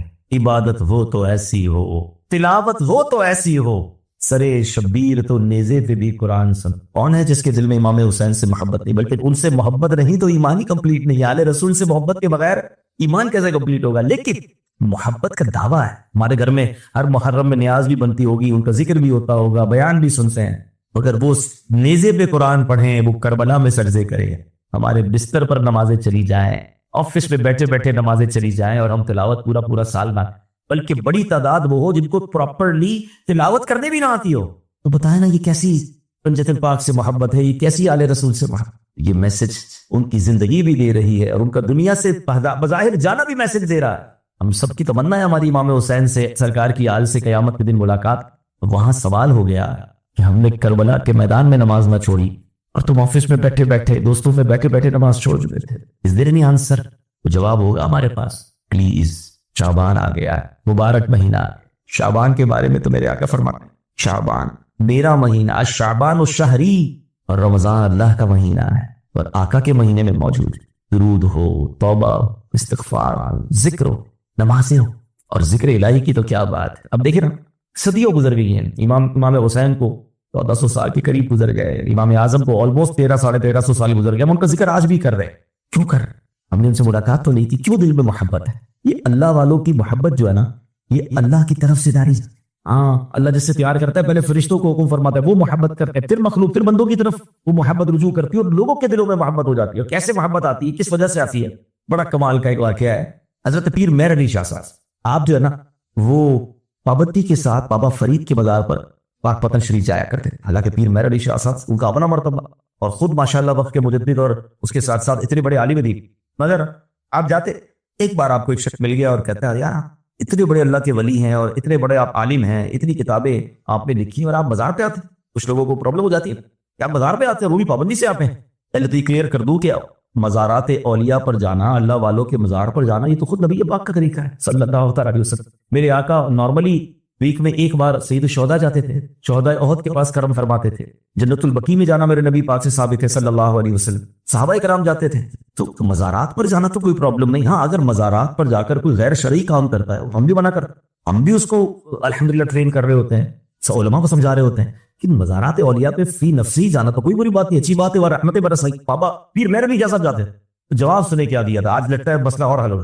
کہا اتنے بڑے عالم ہو کر بازار پہ آتے. تو بابا فرید کے بازار پر پیر مہر علی نے کیا فرمایا, میں تو یہاں قرآن کی آیت کی تفسیر آنکھوں سے دیکھنے آتا ہوں. کم مزار پر قرآن کی تفسیر دیکھنے آتے ہیں. کہ اللہ نے قرآن میں کیا فرمایا, فذکرونی اذکرکم, تو تم مجھے یاد کرو میں تمہیں یاد کروں. میں یہ دیکھ رہا آتا ہوں اس بابا فرید نے ساری زندگی اللہ کو یاد کیا, ساری زندگی اللہ کا ذکر کیا. آج مخلوق کی زبان پر رب نے فرید فرید جاری. تو میرا چرچا کرو, میں تمہارا چرچا کروں گا, میں تمہیں یاد کروں گا. اللہ نے کیسا یاد کیا کہ زبان زبان پر فرید فرید کے نعرے ہیں. یہ کیوں ہے؟ کیونکہ انہوں نے اللہ کا ذکر کیا. آج میں اور آپ یہاں بیٹھ کر 1400 سال بعد امام حسین کا ذکر کیوں کر رہے ہیں؟ وہ ساری زندگی رب کو یاد کرتے رہے. ہم امام اعظم کا ذکر کیوں کر رہے ہیں؟ انہوں نے ساری زندگی رب کو یاد کیا. ارے ہم نے غوث پاک کو دیکھا نہیں ہے، مگر اللہ بچپن سے ماں باپ نے دلوں میں غوث پاک کی محبت ڈالی ہے. ہم داتا صاحب سے ملے نہیں ہیں، مگر پنجاب میں رہنے والے کسی رشتہ دار کے گھر پر جانے کو اتنا جی نہیں چاہتا جتنا لاہور میں داتا صاحب کے قدموں میں جانے کو جی چاہتا ہے. کوئی تو وجہ ہوگی. یہ محبت کدھر سے آئی ہے؟ انہوں نے رب کو یاد کیا، رب نے ان کی یاد بندوں کے دلوں میں. This is actually تفسیر آف قرآن. ہمیں زندگی ایسے گزارنی ہے، ہم بھی اپنی زندگی میں اللہ کو یاد ذکر کرے، اللہ کا، اللہ کے پیاروں کا ذکر کرے. ہاں، اللہ کے پیاروں کا ذکر بھی رب کا ہی ذکر. اس کو بھی مفتی صاحب نے بڑے پیارے انداز سے ڈیفائن کیا.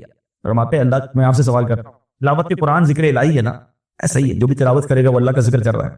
جو تلاوت کرتا ہے اس میں اللہ کا ذکر بھی ہے، تلاوت میں نبی پاک کی نعت بھی ہے. وما ارسلناک الا رحمۃ للعالمین، کہیں یاسین ہے، کہیں طٰہٰ ہے. کتنے پیارے انداز میں رب نے اپنے حبیب کا ذکر کیا. تو جو اللہ کے نبی کا ذکر کر رہا ہے، قرآن پڑھ رہا ہے، اس کا مطلب وہ اللہ کا ذکر ہے. تو ٹھیک ہے، اس میں ولیوں کا بھی ذکر ہے، اس میں نبیوں کا بھی ذکر ہے، بلکہ کمال کی بات تو یہ اس میں پچھلی قوموں کے عذاب کا بھی ذکر ہے، شیطان کی نافرمانی کا بھی ذکر ہے. تو گویا اللہ کے دشمنوں کا عبرت کے لیے تذکرہ کرنا بھی اللہ کا ذکر ہے. تو اللہ کے پیاروں کا ذکر بدرجہ اولا اللہ کا ذکر ہے. تو اس وقت بھی جو ہم بیٹھے ہیں یہ اللہ ہی کا ذکر ہو رہا ہے. اللہ رسول کی باتیں، نیک لوگوں کی باتیں، یہ اللہ ہی کا ذکر ہے. اور سبحان اللہ. تو اللہ ہمیں ایسی پیاری محفلوں میں بیٹھنے کی توفیق عطا فرمائے. اپنی محفلوں کو چیک کیجیے، اپنی گیدرنگز کو چیک کیجیے، بڑی کمال کی ہے. میرے آقا فرماتے ہیں من قعد مقعدا لم یذکر اللہ فیہ کانت علیہ من اللہ ترا. جو کسی جگہ بیٹھے اور اپنی اس مجلس میں ذکر اللہ نہ کرے، اس کا وہ بیٹھنا بیکار، میٹنگ ہی بیکار ہے جب اللہ کا ذکر نہیں ہوا. ومن اتجع مضجعا لا یذکر اللہ فیہ کانت علیہ من اللہ ترا. جو بستر پر لیٹے اللہ کا ذکر نہ کرے، اس کا لیٹنا بیکار. وما مشى احد ممشا لا یذکر اللہ فیہ الا کانت علیہ من اللہ ترا. فرمایا من اللہ ترا، جو کسی راہ چلے اس میں اللہ پاک کا ذکر نہ کرے، اس کا وہ چلنا، اس کا مطلب چلتے پھرتے اٹھتے بیٹھتے اللہ کی یاد، اللہ کا ذکر، درود پاک، ذکر الہی، اس کا معمول بنا، ورنہ وہ محفلیں بیکار. اللہ کرے کہ بات سمجھ میں آ جائے. اب چلتے ہیں اپنے بیان کو اگلے فیز میں. سبحان اللہ. یہ کون سا مہینہ ہے؟ یہ شعبان کا مہینہ، یہ پیارے آقا کا مہینہ ہے. یہ پاک علیہ الصلوۃ والسلام سے سوال کیا حضرت اسامہ بن زید نے، حضور جس طرح آپ شعبان میں روزے رکھتے ہیں کسی اور مہینے میں نہیں رکھتے. فرمایا رجب اور شعبان کے بیچ میں ایک مہینہ ہے جس سے لوگ غافل ہیں. اس میں لوگوں کے اعمال اللہ رب العالمین کی طرف اٹھائے جاتے ہیں، اور مجھے یہ محبوب ہے کہ میرا عمل اس حال میں اٹھایا جائے کہ میں روزہ دار. کون کہہ رہا ہے؟ بخشائے آقا جناب رحمت للعالمین علیہ السلام. یہ ہماری تربیت ہے نا کہ جب نامہ اعمال اللہ کی بارگاہ میں پیش ہوں تو میں روزہ دار ہوں. نبی پاک علیہ السلام تقریباً پورے شعبان کے روزے رکھا کرتے. بی بی عائشہ فرماتی ہیں یا رسول اللہ علیہ السلام، کیا سب مہینوں میں آپ محبوب سب سے زیادہ یہ مہینہ شعبان کا ہے؟ نبی پاک علیہ السلام نے کچھ اسی طرح فرمایا جس کا مضمون ہے کہ اس مہینے میں اعمال اللہ کی بارگاہ میں چاہتا ہوں کہ میرے اعمال جب رب کی بارگاہ میں جائے میں روزے. اس مہینے میں یہ بھی یاد رکھیں کہ لکھ دیا جاتا ہے. اللہ اکبر. غوث پاک کیا فرماتے ہیں کہ بہت سے کفن دھل کر تیار رکھے ہوتے ہیں، مگر کفن پہننے والے بازاروں میں کو کافی لوگ ایسے ہوتے ہیں ان کی قبریں کھودی جا چکی ہوتی ہیں، مگر ان میں دفن ہونے والے خوشیوں میں مست ہوتے ہیں. بعض لوگ ہنس رہے ہوتے ہیں حالانکہ ان کی موت کا وقت قریب آ چکا ہو.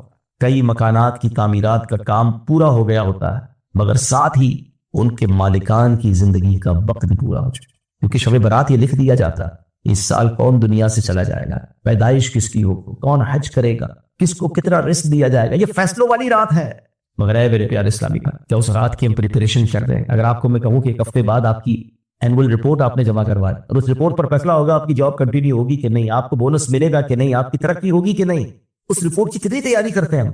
اور یہ اللہ کی بارگاہ میں پیش ہونے والی رپورٹ ہے جو شب برات پیش کی جاتی ہے. اور باعث شب برات تھا، برات کے معنی آپ سمجھتے، آزادی کی رات. ہم کہتے ہیں نا جملہ، یہ بندہ باعزت بری ہو گیا، آزاد ہو گیا. شب برات ایکچولی سیلویشن، آزادی کی رات ہے. اور سبحان اللہ کتنے لوگ آزاد ہوتے ہیں. حدیث میں مضمون ملتا ہے کہ اللہ کریم اس رات قبیلہ بنی کلب کی بکریوں کے بالوں کی تعداد کے مطابق لوگوں کو جہنم سے آزاد فرما دیتا. ایک بکری کے بال ہم نہیں گن سکتے. ایکچولی بڑی ایگزامپل کے طور پہ سمجھائے گا کتنے بخشے جائیں گے. قبیلہ بنی کلب، ٹرائب آف بنو کلب، یہ اس زمانے میں سب سے زیادہ بکریاں پالتا تھا. یعنی اتنی بکریاں اور ان بکریوں کے بالوں کی تعداد لوگ بخشے